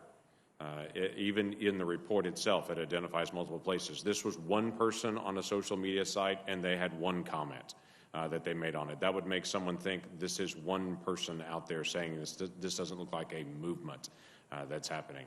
So if that was accurate, to say we're hearing some chatter on that, there has to be some way to be able to note that for the future, to be able to say elevated, more so than normal, higher than it was a week ago, some way to be able to show a trend line, whether it's bottom line up front all the way through to say it's increasing in awareness on this. And that is something that is fixable. I would tell you my challenge from serving on the Intel Committee is seeing different reports that come through that are so carefully scripted, they say nothing. So getting as many pieces of raw information as possible, which are in some of these reports, but then to also make sure that the assessments and the statements are very, very clear will help everyone in the process We do reach moments where it becomes so politicized that we've got to be able to turn down the volume of that particular word that at the end of it they don't say anything. General, can I ask you a question on this as well? For any of the operations that Washington, D.C. has or that you know of for other National Guard members, in any operation that you're going to be around, and you had obviously soldiers that were involved scattered around the city helping with traffic duties and such during the day, do you get the threat assessments in advance the same as what Capitol Police, Metro Police would get? Because obviously you're assisting Metro Police, so would you get the same threat assessments that they get as they're leading up to the event so that you would have that for that event as well? Yes, Senator, we do receive finished intelligence products. Okay. Are those helpful to you? They are. Good. Is there anything that you're missing when you go through those reports that you wish was there? No, sir. Yeah. We would all love to see 2020 into the future. I get that completely.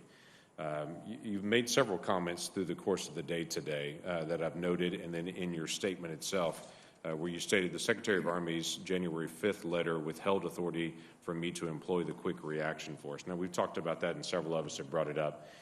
I want to ask a question for the folks that were actually on traffic duty and such that were helping out that day and standing side by side with Metro Police to help them. Were those folks armed with less lethal implements to be able to help in case there was a riot situation or an unruly crowd? Could they have engaged from where they were with less than lethal force? So they weren't equipped with less than lethal, but they were equipped with force protection, helmets, shin guards, body protection. Were they wearing those, or were those in the vehicles? They were in the vehicles. They were in the vehicles. And those, my understanding was, were those weren't military vehicles that day. They were to be unmarked vehicles that were other government vehicles. Is that accurate? Yes, sir. They were GSA vehicles. Got it. And then there was no overhead for your folks that were out that day. My understanding is there was a request from the mayor to not have military vehicles, to not have helicopters up in the air that day in support. Would that have typically been something that you would have asked for in the past, to be able to have some kind of overhead for a day like that? No, sir. We would not have needed helicopters or any kind of air support for a mission like that, just simple traffic control. And the Quick Reaction Force was available to support them if they needed it. But they are physically how far away? As far as minutes, I don't have to say where they were exactly. About 25 minutes away. So the Quick Reaction Force was 25 minutes away. Even if it was go, we need you to be able to respond. It's 25 minutes on a good traffic situation to be able to get there, barring what's happening with the crowd. Well, we would have had a police escort. So the District of Columbia has military police and security forces. Both have marked police vehicles with the emergency equipment, lights, sirens. Right. And just to clarify, that's 40 individuals on that Quick Reaction Force. Is that correct? Yes, sir. Okay. Thank you. Thank you all. Thank you, Senator Laneberg. Next up, Senator King from the Rules Committee. Thank you very much, Madam Chair, and thanks for holding this hearing. A quick question for Mr. Solisas. I know the Defense Department has its own intelligence service, the DIA, and this is a question for the record. I would appreciate it if you would check and provide to the committee whatever there are in the way of intelligence products that were available to the Department of Defense in the week prior to, and the day, particularly the day prior to January 6th. And they can be submitted in a classified setting if there are issues of sources and methods. I don't know if there's any such material, but if there is, I hope you will make it available to the committee. General Walker, you're a very important witness today because you were in the midst of all of this and you were in touch. And what we're really struggling with here is why that long delay. And you testified earlier that in the summer, the delay was a matter of minutes. This time, it was a matter of 3 hours and 19 minutes, I think as Senator Portman said. The question is, was the delay caused, in your judgment, from being on these various phone calls by anything remotely resembling politics and a desire not to interfere with this particular group, or was it because of I think the word blowback has been used, the concerns about what had happened in the summer and the criticism that the Guard had taken for its actions at Lafayette Square or in other parts of the protests of the summer? What do you think was going on here in terms of why this matter took so long to respond to? So, Senator King, I think it was a combination of both. In my judgment, it was two factors. So I had the benefit and comfort of having the Secretary of the Army co-located with me during the summer. So he was right next to me for pretty much that entire week, the first week of June. And I was in constant communication with him. I had his phone number, he had mine, and we communicated regularly. I didn't have that benefit for January 6th. So there was some concern. I don't think it was so much of what the District of Columbia National Guard and Guard Nation did for June. I think it was more the word that I kept hearing was the optics of it. And there was concern that it could inflame the protesters. So a uniform presence of guardsmen, U.S. Army, U.S. Air Force uniforms could inflame the protesters. That was a concern as well. That was a thought by Army senior leaders.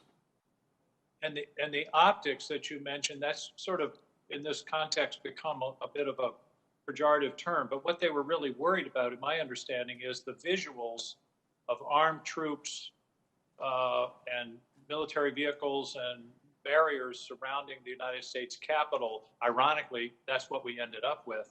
But is that the concern that you discerned in those conversations? Well, Senator, nobody was talking about being armed on January 6th. We were talking about physical presence, civil disturbance, equipped guardsmen to form a line with the United States Capitol Police and the Metropolitan Police to restore order and prevent the Capitol from being breached. But there's no question that the day before, or the days before, the city made it clear that they did not want the National Guard at the Capitol. Is that accurate? No, sir. The city doesn't have standing at the Capitol. So the city, the mayor's request and the director of Homeland Security, Dr. Rodriguez's request, did not talk about the Capitol at all. Okay, so the request from the city was directed toward the traffic control and those kinds of things away from the Capitol. Yes, sir. Let's move from history to what we learned from this. In your view, should there be changes in the process or changes in the chain of command in an emergency situation to enable the National Guard, whether it's you here in the District of Columbia or a National Guard unit in New York or San Francisco or Austin, Texas, should this be something that we're concerned about? The 3 hours of reaction in a true emergency situation seems to be something we need to figure out how to avoid. If I can answer it two ways, I think you should be concerned that Chief Son was not allowed to contact me and ask for help in advance. So then we could have had the right forces positioned to support the Capitol Police and protect the Capitol. That's one. Number two, the request did take too long. The response to the request took too long. So I think there needs to be a study done to make sure that never happens again. It shouldn't take 3 hours to either say yes or no to a urgent request from either the Capitol Police, the Park Police, the Metropolitan Police Department. In an event like that where everybody saw it, it should not take 3 hours. But before that would have happened, I think the Capitol Police should have been empowered to request National Guard assistance in enough time that we would have been there ready to have a large quick reaction force sitting possibly at the armory, possibly closer, to be ready to respond and not be late to need. So the limitation on the Capitol Police ability to liaise with you prior to the event was an issue, but I want to get to the larger issue of being able to react, and should we have a contingency plan? Should there be an after-action assessment within the Department of Defense about those 3 hours and how to empower the local leadership, such as yourself, to react in an extraordinary emergency so that you don't have to go through whatever it was that caused the delay, whether it was communication or chain of command or consultation. But clearly, again, this could be an emergency in another city under entirely different circumstances. Don't you think it would be prudent for us to have a contingency plans that would be yes, sir. More expeditious? So emergency authority to act in an emergency, to witness what occurred and to be able to respond, yes, I think going forward, somebody should consider, at the Department of Defense, should consider how the District of Columbia National Guard is able to respond in a much more expeditious manner. Or the National Guard in other parts of the country. Thank you very much, General, for your Yes, testimony. Sir. Thanks to all of you, and thank you, Madam Chair, for this important hearing. Thank you. During today's testimony, two memos have been discussed, one on January 4th and one on January 5th. From Ryan McCarthy to Major General William Walker. One of those documents have already been entered into the record. Without objection, I'd like to enter the memo dated the 5th of January, 2021 from Ryan McCarthy to General Walker. Without objection, be entered. With that, Senator Carper, you are recognized for your questions. Thanks. Can you hear me, Mr. Chairman? I can, loud and clear. Good. Thanks so much. Our thanks to our witnesses for joining us today for your input. I've been a member of this committee for Homeland Security Committee, Government Affairs for 20 years. And one of my favorite memories of serving on this committee came at the end of a tragedy, and that was the attack on 9/11. And a bipartisan commission was created. The co-chairs were Lee Hamilton, one of my mentors in the House of Representatives, Congressman from Indiana, who, as I recall, chaired the Foreign Relations Committee, and a fellow who's a governor from our neighboring state of New Jersey, Tom Kean, and the Republican, and the two of them provided great leadership. The panel included the former Secretary of the Navy, John Lehman, just a bunch of wonderful people. And they worked together on the heels of 9/11 and produced, I think, something like 41 recommendations to Congress and the President at the time, George W. Bush. 41. And we enacted, I think, about 36 of them, which is pretty amazing when you think about how hard it is to get stuff done around here today. But I have a question. I think we need to create a 9/11 style commission to look at the failures that led to the devastating attack on our Capitol on January 6th, so just like we needed one 19 years ago. A question, if I can, for Sanborn. Do you agree with the need for a commission, sort of 9/11-like commission, nonpartisan, led by just terrific citizens, human beings? Do you agree that there was a need for a commission to analyze what went wrong? Go ahead, please. Thank you. Sorry, you broke up a little bit, but I think you're asking me if I agree that something similar I think I can barely hear you.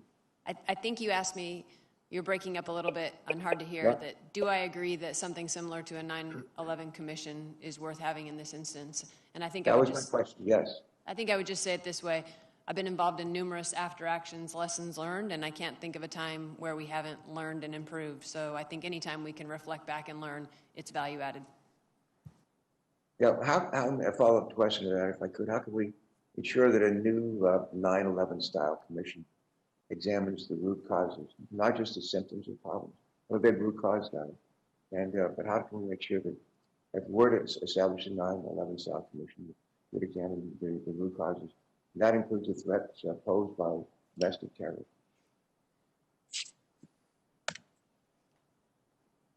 If I understand your question, you're asking me, how do we ensure we have a 9/11 commission that's set up to do a good job? Yeah, and I don't so know that we're not just looking at the symptoms of the problem, but like the root causes of the problem. Yeah, the root cause. I don't have any specific examples of how best to set that up. I've never been necessarily involved in picking sort of the road ahead and picking and selecting the team that does the review, but I have always benefited from the review. Well, maybe part of it is for us as members of the Congress, is to make clear, if there were to be a commission, that our interests would certainly include focusing on the root causes, the threat posed by domestic terrorists, and make sure that the leaders of that bipartisan commission be committed to examine the root causes. Maybe that would. A second question, if I can, for Ms. Sanborn. And this is a question related to intelligence failure. A large part of our conversation from last week's hearing focused on raw intelligence from the FBI that was shared, I believe, by email just the evening before on January 5th with a lower level person and at the Metropolitan Police Department. And it was not shared with any senior official, even though we've seen that actual intelligence that something awful was going to happen the next day that could lead to murder and mayhem. But Senator Carper, it's a little hard to hear you. I know our witnesses are. Yeah. You might want to just speak a little louder and slower or something. Yeah, it's your. Right. It's not you. It's your. Yes, go ahead. Usually it's me, but this time I think it's. I guess my question is, what happened? Somebody knew something awful could happen. Somebody knew, and they sent an email the evening before the event. I mean, why would somebody pick up the phone and call us a senior official and say, we just have this information, and we're like 12 hours away, we need to do something. And somebody, instead of doing that, sent an email. Ms. Sanborn, could you just shed some light on how exactly we missed some of the grave warning sites until like the very last minute? How did this happen? Yeah, thank you for the question, sir. I think I'll start with the piece of information we received, again, was a non-attributable posting to a message board, and so very raw, very unvetted. We actually didn't receive that information until late, very late in the afternoon on the 5th and almost into the evening. And because of our emphasis on we need any intelligence, even though it was raw, unattributed, and unvetted, the Norfolk office quickly wrote that up, specifically in a document following our processes to disseminate that. So a situation information report is for the intentional purpose of sharing that with state and local partners. Not only did they write that up because they knew how important it was to get that information out into hands of folks that might need it, our state and local partners. Within 40 minutes, they sent an email to the Washington field office with that information, and Washington field office also then followed up with an email to all task force officers. And so several different mechanisms were happened here, and we like to use the phrase belt and suspenders. We didn't want to make sure that one method of communication failed, so we wrote it up in the document for dissemination. We sent it in an email to all task force officers in the National Capital Region, and that does include Washington Metro as well as Capital. But again, not wanting to rely on those two mechanisms only, it was then briefed verbally in a command post, an interagency command post, that we were doing briefings every couple of hours so that every agency in that command post had what we call a common operating picture, knowing what all of us knew at any given time. It was briefed at 8 p.m. on the evening of the 5th. And then taking it one step further, because we didn't want to limit our aperture to just the National Capital Region, because there's collection opportunity out there for all state and local partners and federal partners to help us, we loaded that suspicious information report into what we call the LEAP portal, and that is accessible by all state and local partners. So we really tried in various ways to make sure that we did not rely on one communication mechanism and really tried to rely on several so that the information would get to the right people.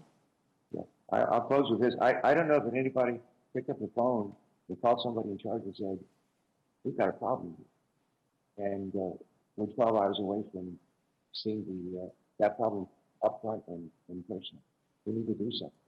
And all well and good about sending around emails and helping people and that sort of thing. But somebody should just pick up the phone and say, we need to do something. This is urgent. I'm not sure to get that. Thank you very much. Thank you very much, Senator Carper. Next, Senator Ossoff. Thank you, Madam Chair. Thank you to the panel.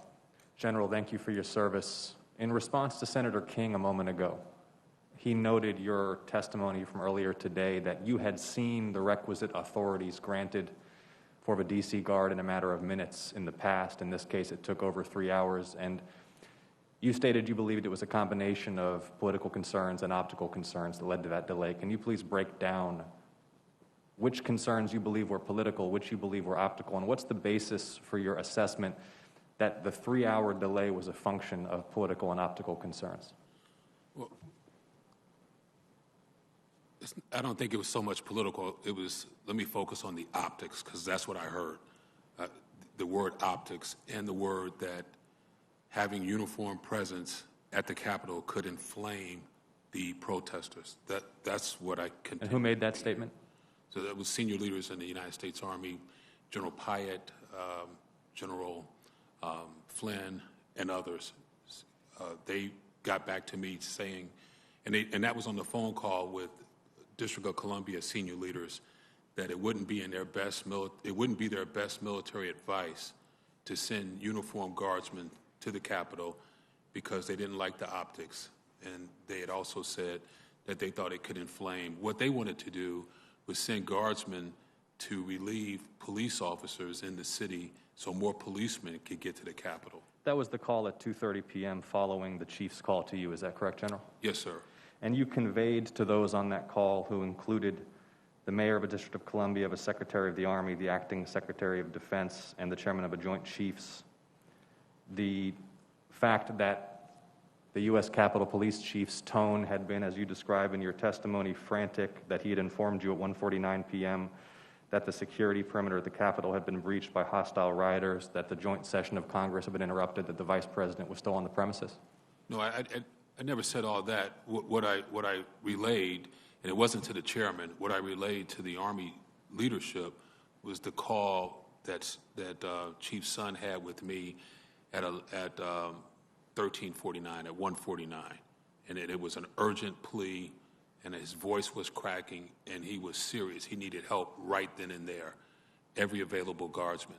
At the 2:32 call, that's when the deputy mayor was on the call, the director of Homeland Security, acting Chief Conte, Chief Son, and others, to include the chief of the United States Secret Service Uniform Division, was on that call as well.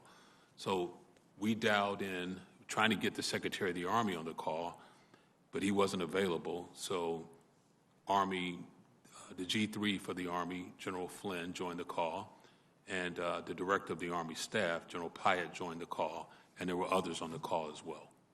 And during that call, Chief Son pleaded to have National Guard support at the Capitol immediately. That was reinforced by Chief Conte. We need them there right now. The Capitol will be breached. Thank you for the clarification, General. Appreciate that. Mr. Salasis, between 2:30 p.m. and 4:32 p.m., what were the internal deliberations of the Department of Defense to determine whether or not to grant the request? Senator, there was discussion. Secretary McCarthy, who was the Secretary of the Army at the time, asked, and what was the National Guard going to do on the Capitol? Specifically, he wanted Could you get a little closer to the microphone, please? Sure. Thank you.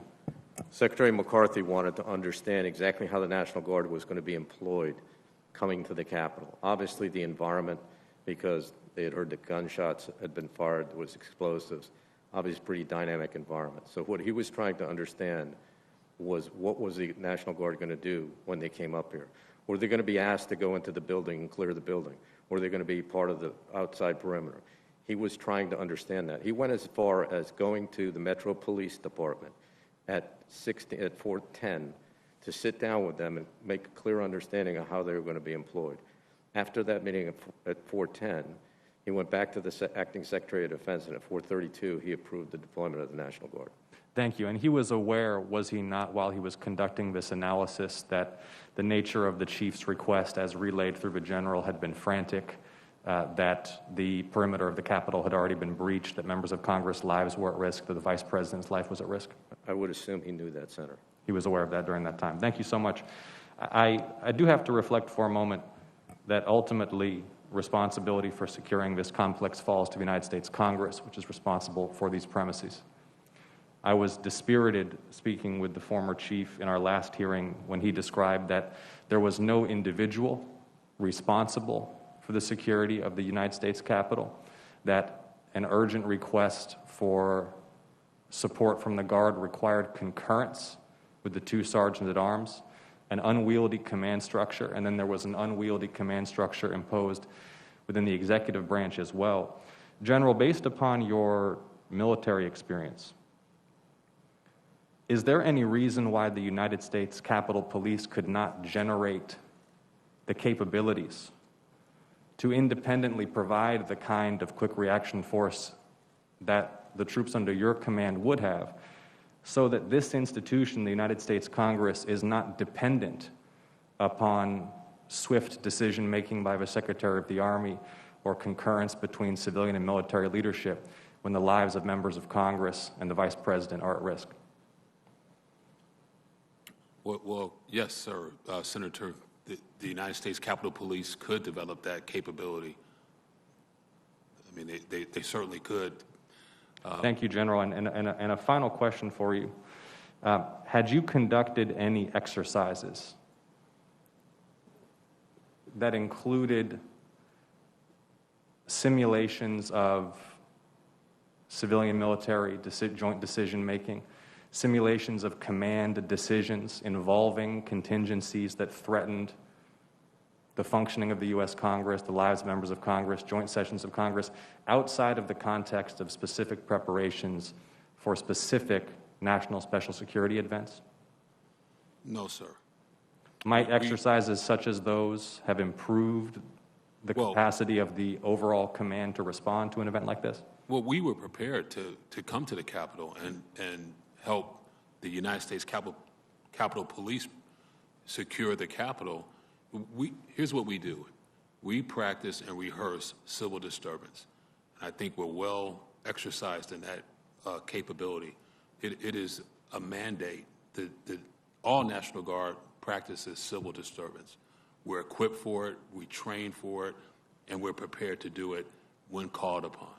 So if we'd have been approved to do it, we would have got there and helped the United States Capitol Police. Understood, General, and I have no doubt that the forces under your command were appropriately trained and qualified. My question is whether equipped. My question is whether any exercises have been undertaken that simulated the command decisions that would need to be made, the requests that you would need to make, for example, at the secretary level, in order to allow your troops, which were properly trained and equipped and had those capabilities. Well, Senator, they're already there.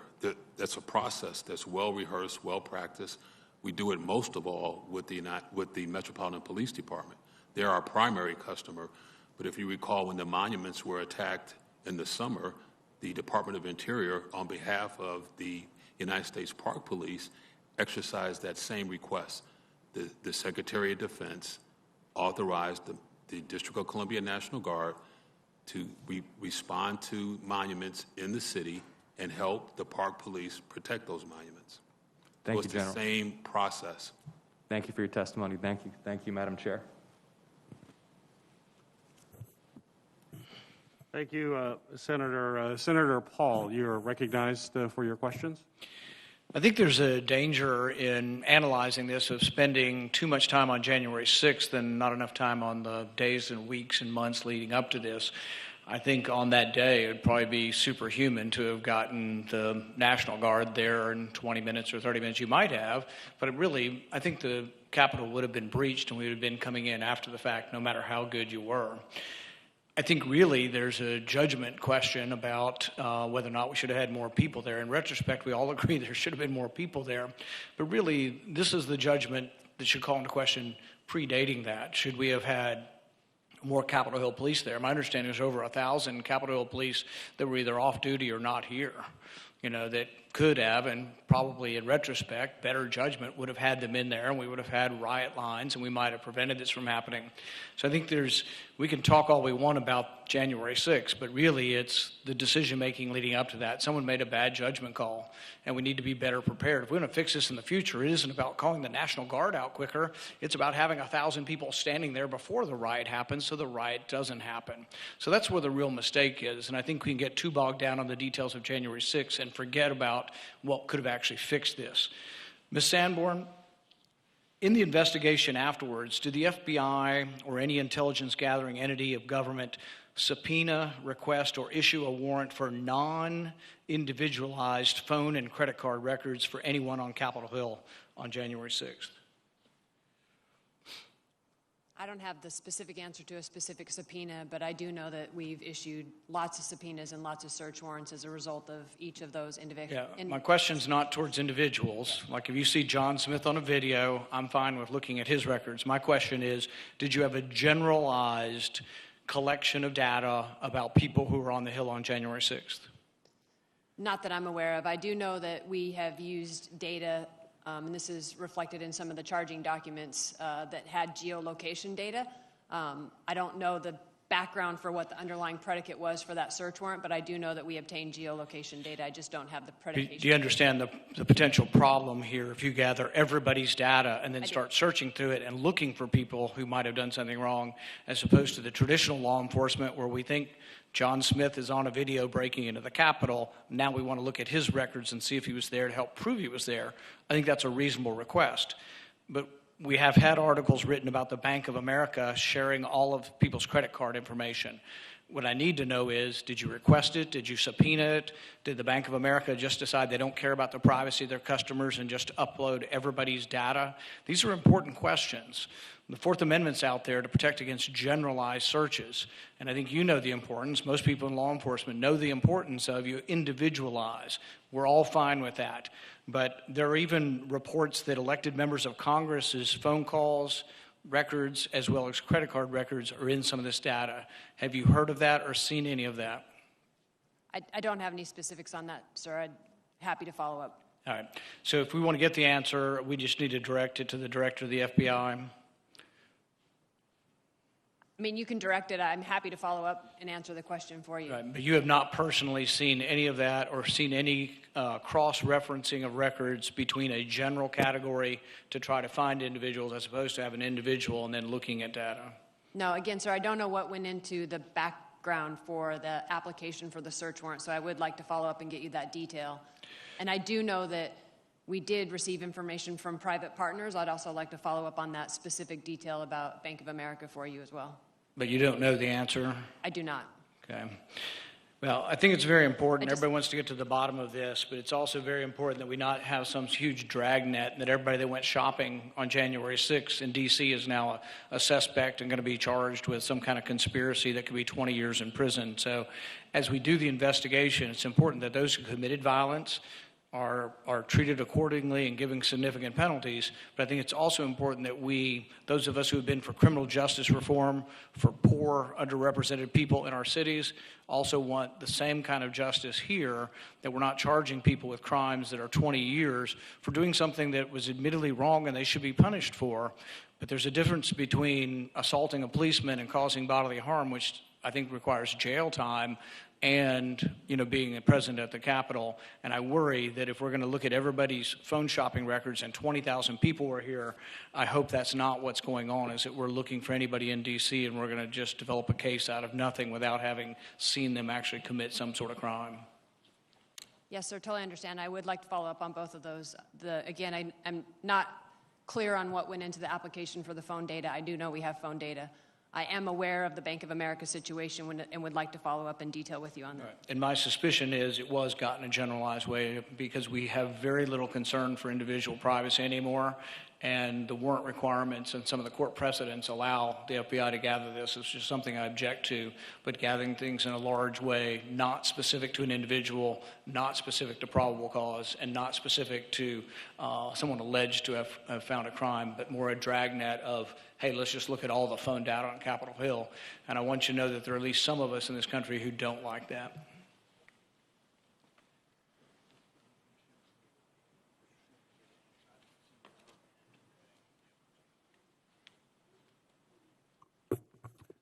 Senator Hawley, you are recognized for your questions. Thank you, Mr. Chairman and Madam Chair. Thank you, witnesses, for being here. General Walker, let me start with you, if I could. You've testified to several senators today that you faced restrictions for the deployment of the quick reaction force that you had assembled, and those are restrictions that you had not had to deal with before. Is that broadly correct? That is correct. What is your understanding for why those restrictions were put in place? Well, Senator, it was never really explained to me. So I'm a major general. I don't question the people above me. The Secretary of the Army is the Secretary of the Army. Secretary of Defense is the Secretary of Defense. So all I know is that it was, I had restrictions that were unusual to me. I hadn't had them in the past. Mr. Solisas, let me ask you about your response to this. You said something earlier to Senator Portman that caught my attention. You said to him, when he was asking about the same issue, you said that, and I'm quoting you now, several things happened in the spring, end quote, that may have led to these changes. What are you referring to there? Senator, what I'm referring to is there was a number of incidents in the spring where we had helicopters flying above U.S. citizens. We had spy planes, RC-26 flying over folks who were protesting. We also had law enforcement officers that were in military uniforms, which sometimes confuse people. So when the new secretary came in, he wanted to make sure that he had guidance on making decisions. Now, I will point out, Senator, that the Secretary of Defense is the only authority to order military personnel into civil disturbance operations. That is the Secretary of Defense. This is more clarifying information because it talks about not just civil disturbance. It talks about using helicopters, using planes, using types of equipment. That's why the memo was published, was for that reason, because of the events in the spring. The Secretary of Defense wanted to have that authority vested in him. It was a very clear chain of command. It went from the Secretary of Defense to the Secretary of the Army to General Walker. Thank you for that answer. So if I understand you correctly, the events of the spring, which we're all familiar with, I mean, we had the attack on the White House where 60 Secret Service officers were injured. The president had to be evacuated into a bunker. A church across the street from the White House was lit on fire. We had the incidents in Portland, Oregon, where 277 federal officers were injured at the federal courthouse there. We had rioting in various other cities across the country, including in Washington. This, of course, was politically controversial, the use of the National Guard in some of those incidents, the use of the National Guard here in Washington, D.C. The Washington Post even reported on this. For instance, June the 4th, 2020, Humvees, helicopters, and the National Guard, D.C. officials pushed back on show of federal force on city streets. And then from January 4th, National Guard, this is still a Post, National Guard activated for D.C. protests with more restraints than in June. So it's the picture here, Mr. Solisas, if I got this right, that we had these, we had riots, we had civil unrest in the summer. The National Guard was involved in some of these to some extent. That was politically controversial, as journalists at the time documented. I'm sure people watching this are very familiar with. That then led, in some way, to this reaction where, well, we're going to be careful. We're going to be more careful. We're going to put some restraints on how we deploy the Guard that we previously haven't before. Have I got that correct? You do, Senator. That's exactly what happened, Senator. Okay. And just to call into mind that we had a new secretary, too. Secretary Esper had left. Secretary Miller came in. He was aware of the events, and he wanted to make the decisions at his level. Right. Got it. I think that's helpful. I think that's very helpful clarifying testimony. I think that's something that this committee and committees and Congress is going to have to grapple with as we go forward, that there was a political reaction to events from over the summer, and that political reaction resulted in restraints being put on Guard deployment that ultimately ended up being dangerous on the day here on January the 6th. Ms. Sanborn, can I come to you for a second and just follow up on something that Senator Paul was asking about? I had the chance to talk with Director Wray yesterday in the Judiciary Committee in a wide-ranging hearing there, and one of the things I asked him about were these reports about private companies who have conducted broad searches of their customer databases and then turned over, according to reports, turned over this information voluntarily. He said he didn't know one way or the other. I heard you give a similar response to Senator Paul. You said you'd follow up with him. Can I ask you to do the same with me with specifics about that? Absolutely. Thank you. And let me just ask you a little more broadly. To your knowledge, has the FBI requested or required private companies to turn over metadata in order to identify individuals who may have been present in the capital region or engaged in violence on the 6th? Anything we would have requested from any of those companies would have been via subpoena or search warrant, so via lawful process. But I would have to get you the background of when we may have asked for that or not. I'm not positive of the situation, but I just would reiterate that if we obtain that, it would be from a lawful court order or a subpoena. Yeah, Director Wray gave me a similar answer yesterday, but he similarly said he did not know of the specifics. That was his language, so he didn't actually know if there had been any such requests or not. I think he also went on to say he wouldn't be surprised, but he just didn't know. So you're telling me you don't have any additional knowledge of the specifics? I'm definitely not aware of a situation where we requested it. Whether or not somebody offered it, both of those are things I would like to follow up. Any request would have come with legal process. Whether it was offered to us voluntarily, that's where I would like to follow up. I know you specifically mentioned Bank of America to him yesterday. I am aware of that situation and would like to follow up with you on it. Okay, great. But you're not aware of any request made by the Bureau? Not outside today. legal process. Okay, got it. Are you aware of any of these methods that have been reported using metadata, cell phone location data, financial data? Were any of these used by the FBI during Operation Legend or any other investigations over the summer related to civil violence then? I'm not aware, sir. That would be my counterpart, but happy to follow up and have him follow up with you. That would be great. I'd appreciate that. Thank you all for being here and for your service. Thank you, Mr. Chairman.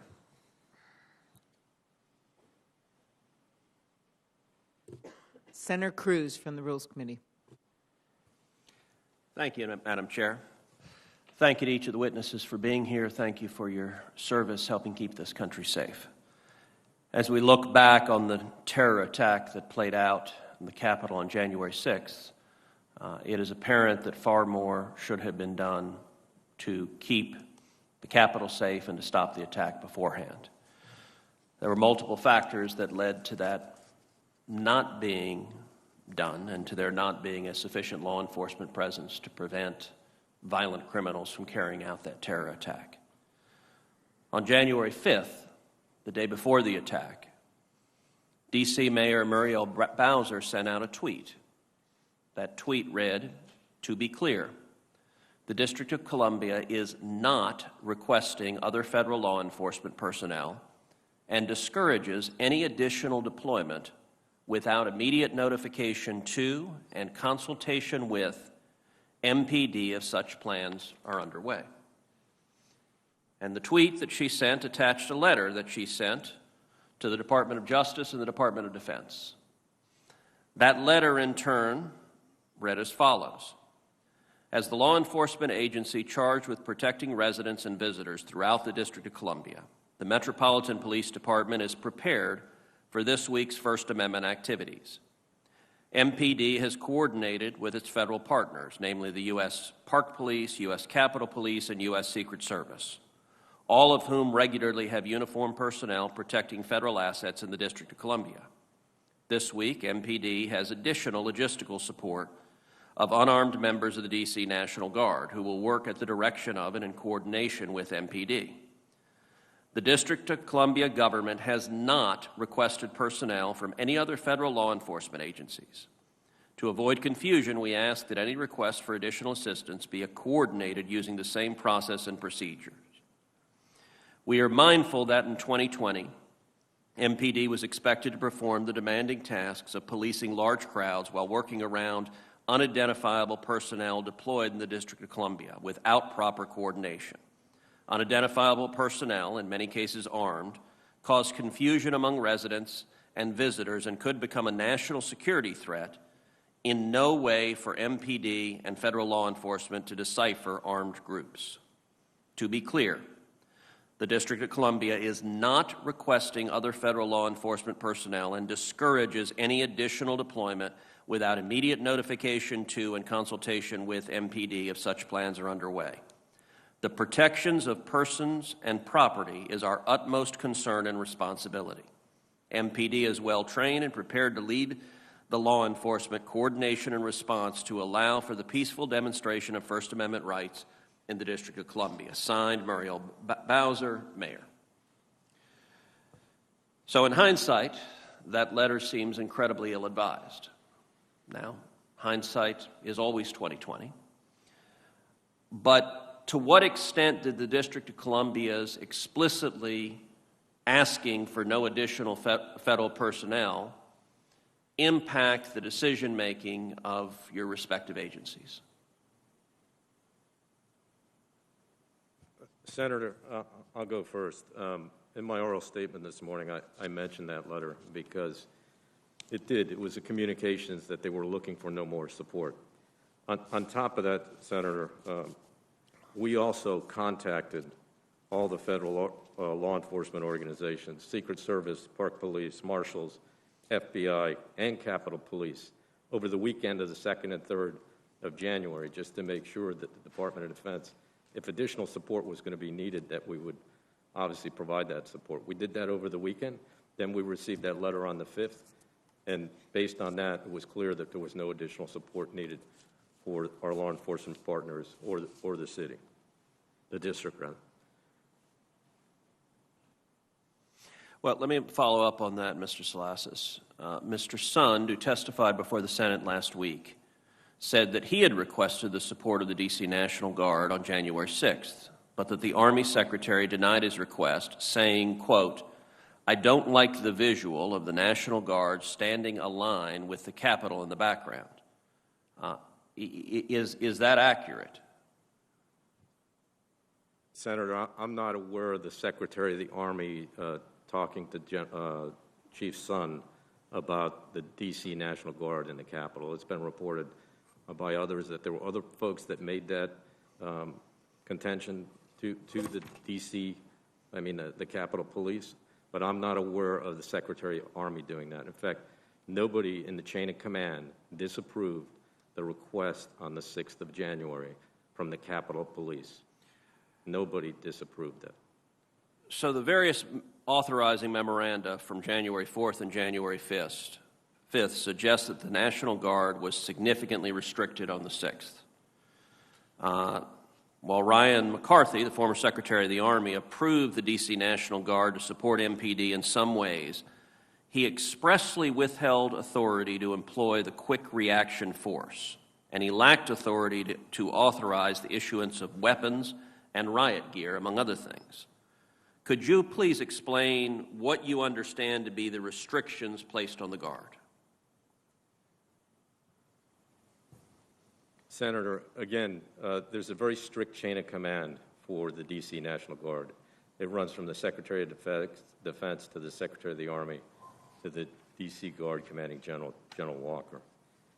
Anytime the military is going to deploy to civil disturbance operations, it requires the Secretary of Defense's approval.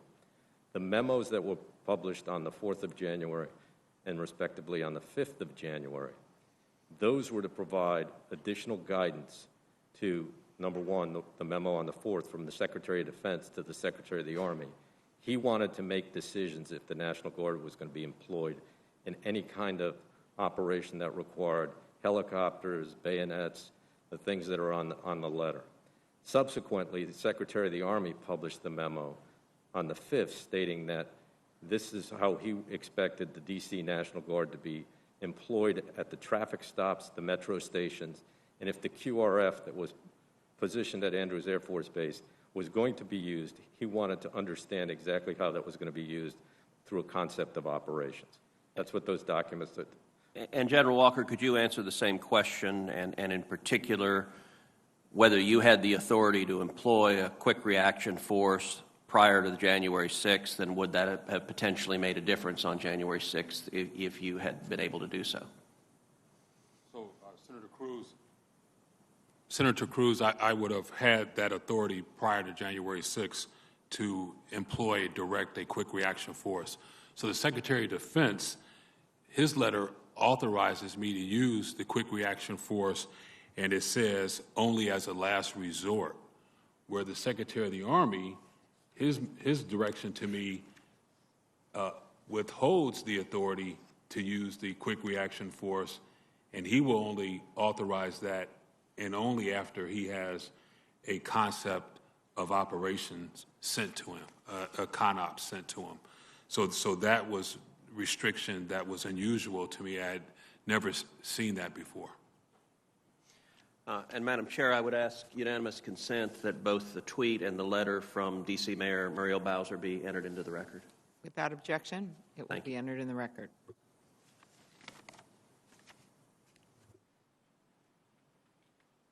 Well, I think that we are starting to wrap up this hearing, and I want to thank the witnesses again for your testimony. But I have a couple of quick questions, and I know Chairwoman Klobuchar has a couple, and then we'll have some closing comments. I guess I'll start with these two questions in the preface. I'm going to start these questions where I started my questions initially, with the events that happened in the summer of 2020, where authorization happened very quickly for the National Guard. There was no delay. You were immediately deployed, General Walker, and yet it happened differently prior to on January 6th. And part of that is some of the surveillance. So my first question for you, Ms. Sanborn, it's been reported that the FBI deployed its state-of-the-art surveillance plane to watch the protests that occurred in Washington, D.C. over the summer in response to the death of George Floyd. How do you explain the difference in how the FBI responded to the Black Lives Matter protest compared to the pro-Trump protest? So I don't have any specifics on the plane. It's just not my purview of something that I cover specifically as the Assistant Director of Counterterrorism. But what I can tell you from the Counterterrorism Division's approach to both of those was not different. We go after the violence, and what we saw all summer long was violence and people using the guise of First Amendment protected activity to conduct violence. And we opened hundreds of cases and arrested close to 100 people throughout the summer and their activities. So our approach to both instances was equal opportunity. If you're going to do violence in the United States and break federal law, the FBI is going to investigate. Well, certainly, and I understand that, and you should. There's no quarrel there. But where would we get the answer on the use of a surveillance plane versus not on January 6th, but on other occasions across the country? Yeah, I'll take the question back. I think it would be best posed for our critical incident response group, but definitely I'll find somebody that can follow up with you. I appreciate that. General Walker, you were also asked by someone on the panel about the helicopter and in relation to January 6th, and you said that's not normally something we would use, and I believe, I don't want to mischaracterize, you said it wouldn't be necessary, but that's what I did get from it is that it's not normally used. And yet it was used in the summer protest. Why was it used there and not on January 6th? Was there a difference of circumstances? How do we explain that difference? So it is my understanding, so one of my deputy commanding generals put the helicopter up. Ultimately, it's still me. But the request was made to get, I believe the request was to be able to observe and report the crowd size. It was at night, that night, versus a daytime operation. And so that's why the helicopter was there.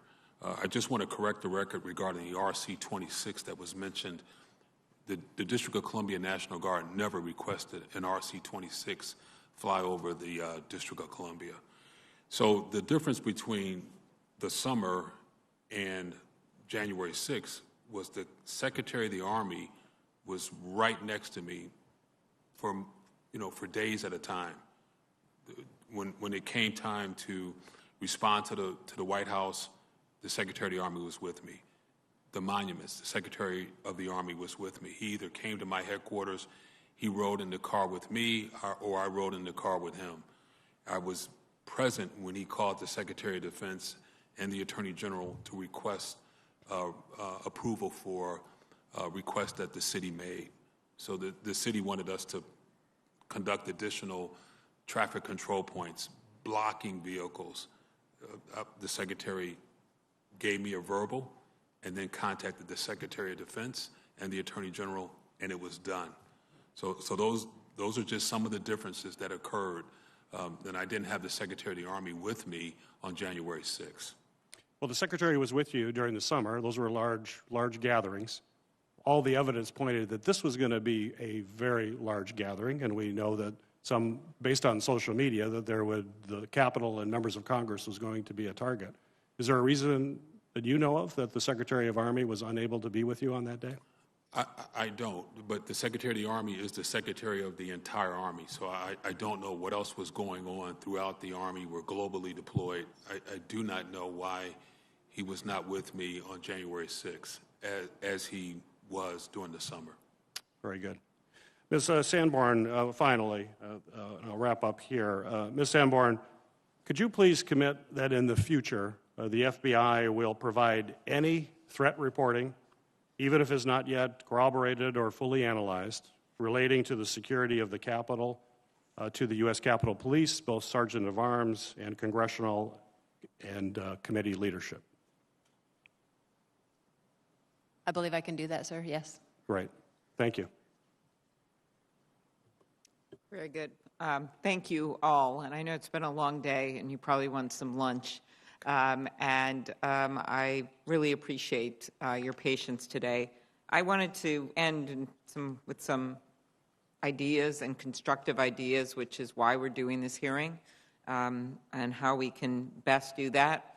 And any of you can take this, but this is just based on all of the experience you've had. We have a unique situation here at the Capitol where the chief is reporting to this police review board. General Walker may be most familiar with it, but they're reporting to the sergeant at arms, the two sergeants of arms, and the architect of the Capitol. It's three of them. And in fact, just today, Senator Schumer announced a new sergeant at arms, Karen Gibson, while you guys were sitting there. And so there is something about the structure which may work for requesting resources or making decisions, but certainly didn't work in this context where the chief, the then Chief Sund, was leading up to it, asking them, probably not able to do exactly what he may have wanted to do at the time. And then the most ridiculous of situations during the insurrection is actually calling them for their advice and authority while they are individually guarding the members and safely getting them to other places in this crisis situation. And just your views on whether or not that is an ideal situation. This is called a softball, General Walker. That is whether or not this is a ideal situation, and maybe Ms. Sanborn for trying to make decisions in a crisis as we look at changes that we can suggest and make here at the Capitol. So the Sergeant of Arms, both of them, were briefed by me personally in 2018 on what it takes to request District of Columbia National Guard support.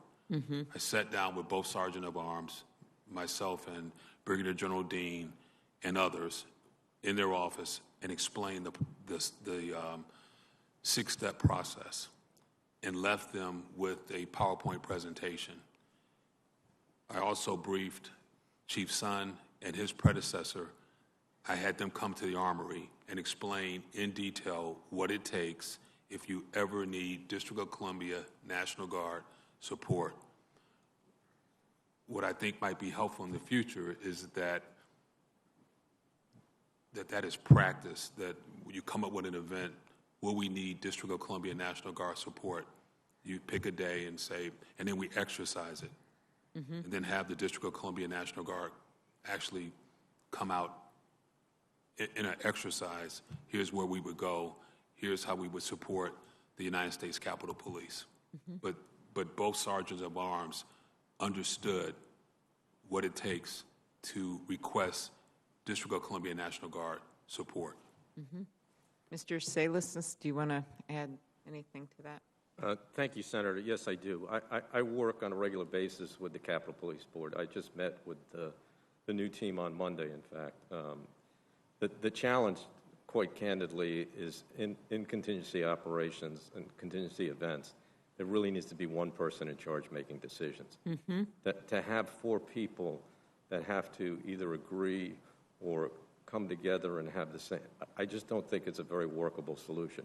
I also deal with all the Capitol Police requests that come to the Defense Department. Normally, we get the request actually at the last minute most of the time because it takes all four of them to sign the document to give us the request. For example, right now we have the National Guard on the Capitol today. It's supposed to end on the 12th. We're trying to figure out with the Capitol Police Board what's going to happen after the 12th. We need an answer in the Defense Department so that we understand. Exactly. So the Secretary can review and make a decision on how that support will either be continued or adjusted. Mm-hmm. Very good. I would agree with that. I just would like to add something else, Senator, sure. if I could. I do think that all of us now, because of the unique environment that we're in, as we talked about extremism, I know we talked a lot about intelligence assessments and those types of things, and they're critical to this effort, really being able to predict. But I think we also need to anticipate, and when we see large crowds gathering in the National Capital Region, They're all permitted by the Park Police, so we know when they're going to be here. We need to do a better job anticipating that kind of activity so that we think about the most likely and most dangerous scenarios that we face. With that, we need to plan together, we need to train together, we need to exercise together, and we need to have an integrated security plan here for the NCR. As I mentioned in my opening statement about the number of law enforcement organizations that we have here in the NCR and the different jurisdictional responsibilities, we need to bring them together so we know how that we're going to operate in these complex environments that we're facing right now. Mm-hmm. And then we need to understand the critical capabilities that each of us can bring to that. And we need to make sure that we have prearranged agreements to provide those capabilities in a timely fashion. Mm-hmm. The challenge is when you start from zero and you're faced with the challenges that we were faced on the 6th, collectively, that's a very difficult position to start from. So exactly. I think if we work at some of those things, I think we can be much more effective. And the Department of Defense really looks forward to working with people on that. Yes, and I had a very good meeting with the head of the Joint Chiefs. He actually gave one of the highest civilian honors to one of our heroes here, and I was able to talk with him about this. And I think that this is a moment. I thought that that Ms. Sandberg said it best when she said she's always learned and improved, and it's hard to do that in an environment like this, and I know it's not easy. We ask these questions, especially when people think, well, yeah, okay, maybe we messed up this part of it, but how about those guys? But we know there's things that can be done better, and so I really appreciate that. I don't know if the two of you want to add anything to my question, and that'll be it for me. Nothing to add, ma'am. Okay. No, Ms. nothing. Moza? Okay, very good. Well, once again, I'd like to thank our witnesses for joining us here today. This was a very long hearing. I appreciate your perseverance in dealing with certainly a number of very tough questions, and we all appreciate your answers.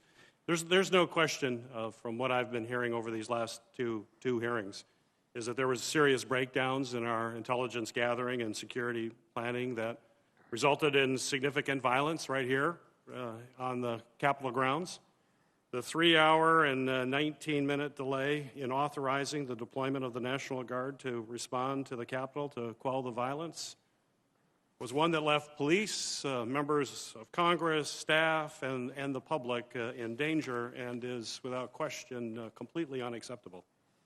The breakdown in communication and the chain of command within the Department of Defense that contributed to this delay, a stark difference from the Department of Defense's response during the summer protest, is concerning and should never, ever happen again. I remain concerned that our national security agencies are simply not adequately focused on domestic terrorism, which we all agree is the #1 terrorist threat to our homeland. The potential for violence was well known and widely disseminated all across social media platforms in the days leading up to January 6th. Yet the very agencies responsible for monitoring and evaluating those threats failed to utilize every investigative tool to gather the readily available intelligence warnings of violence and have failed to assess this intelligence. The intelligence community's failure directly contributed to the law enforcement's inadequate preparation on January 6th. And I understand the FBI and the DHS's commitment today to doing better in their intelligence collection and monitoring this threat, which I appreciate it. But we need to actually see these improvements. It has to be demonstrated in a meaningful way. It's not enough for agencies to simply promise to do better. Congress must make reforming our counterterrorism efforts a top priority. We need to take a hard look at reforming the DHS Office of Intelligence and Analysis and requiring both DHS and FBI to provide more concrete information to law enforcement so that they can take actions to protect our communities from this violent and deadly threat. Following today's hearing, I'll continue my investigation and will continue to interview other officials and experts as we work towards additional problems and potential solutions. And I'm committed to working with my colleagues on both sides of the aisle, across multiple committees, to ensure that we're setting policy that will provide the foundation for our national security agencies threat and treat domestic violence threat with the that it certainly warrants and help protect Americans all across our country. So that, I close, and thank you again, Chairwoman Klobuchar, for working with me on this hearing today.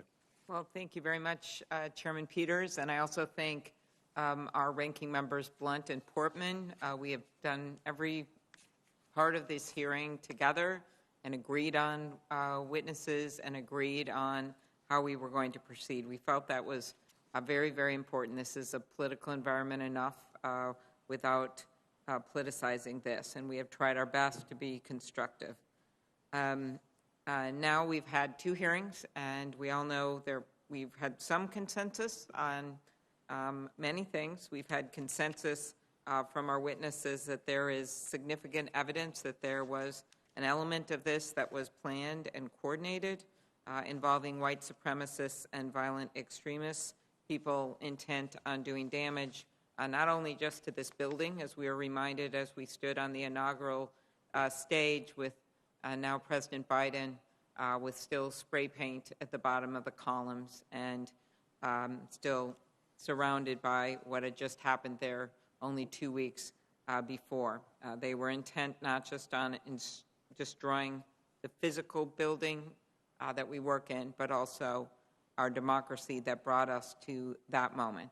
And as an aside, I really was proud of the work that Senator Blunt did in planning that inauguration, but also the work we did that night when at 4 in the morning it was just the 2 of us and Vice President Pence walking with 2 young pages that had the mahogany box with the remaining ballots in it to go over to the House. People were doing their jobs, just as you do your jobs. And so, as I said earlier, I thought this was best summed up by Ms. Sanborn when she talked about their after actions.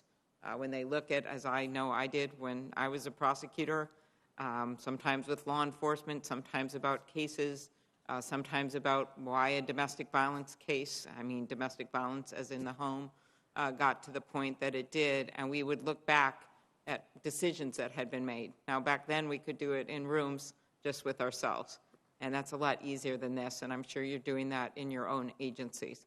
But we have a public duty of oversight and a public duty to get this information out, and sometimes around this place, the only way we can get the change and maybe the resources that you need, Ms. Sanborn, that Director Wray was talking about, or the work that you were talking about, the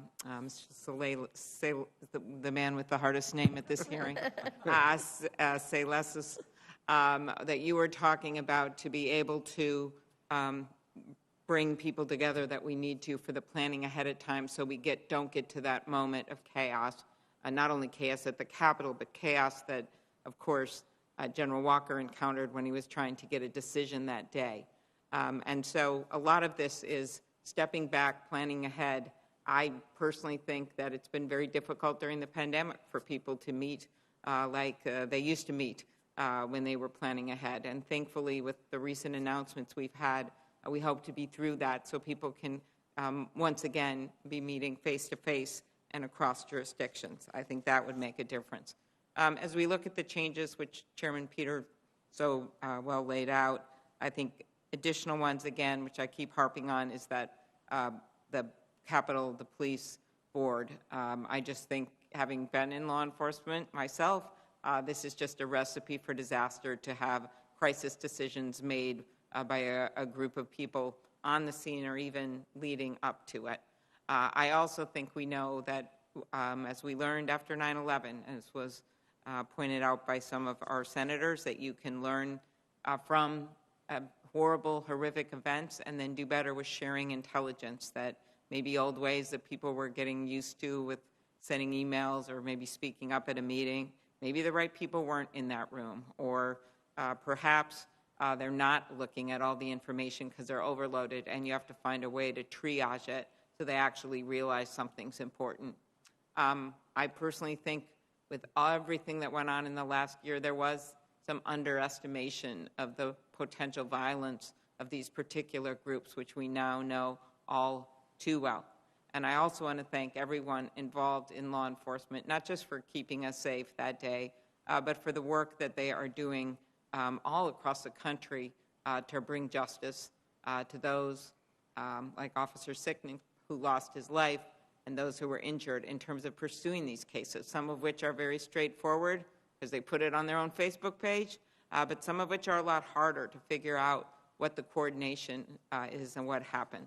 So we all know there are still questions coming out of all of this. Again, some of them I'm sure very difficult because a lot of people were trying to do their jobs that day and mistakes were made. But we do have to get to the bottom of some of this, at the same time not losing track of our intent. There may be longer investigations that go on all of this, but our intent right now is to make sure that we make smart changes, getting the people in place at the Capitol. Senator Peters and I don't control that, but we can give our advice based on what we hear, and also making those structural changes that can make it easier for you all to do your jobs to keep this country safe, and for us to do our jobs as well. So thank you very much, and we will keep the record of this hearing open for 2 weeks, and the hearing is adjourned. Thank you.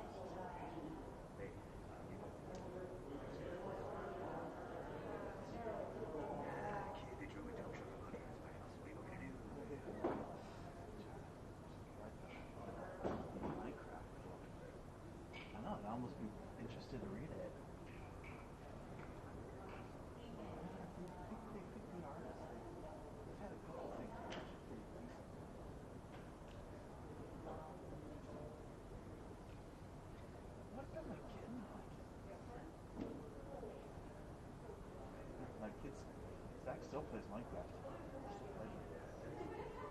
It's kind of it's a fascinating game. Because he's so good at it. Fortnite. That's done. Yeah, Zach's still holding on. He's desperately trying to find a new fix though. And it's frustrating. He just can't seem to find another game that he can put to. No, we don't do the realistic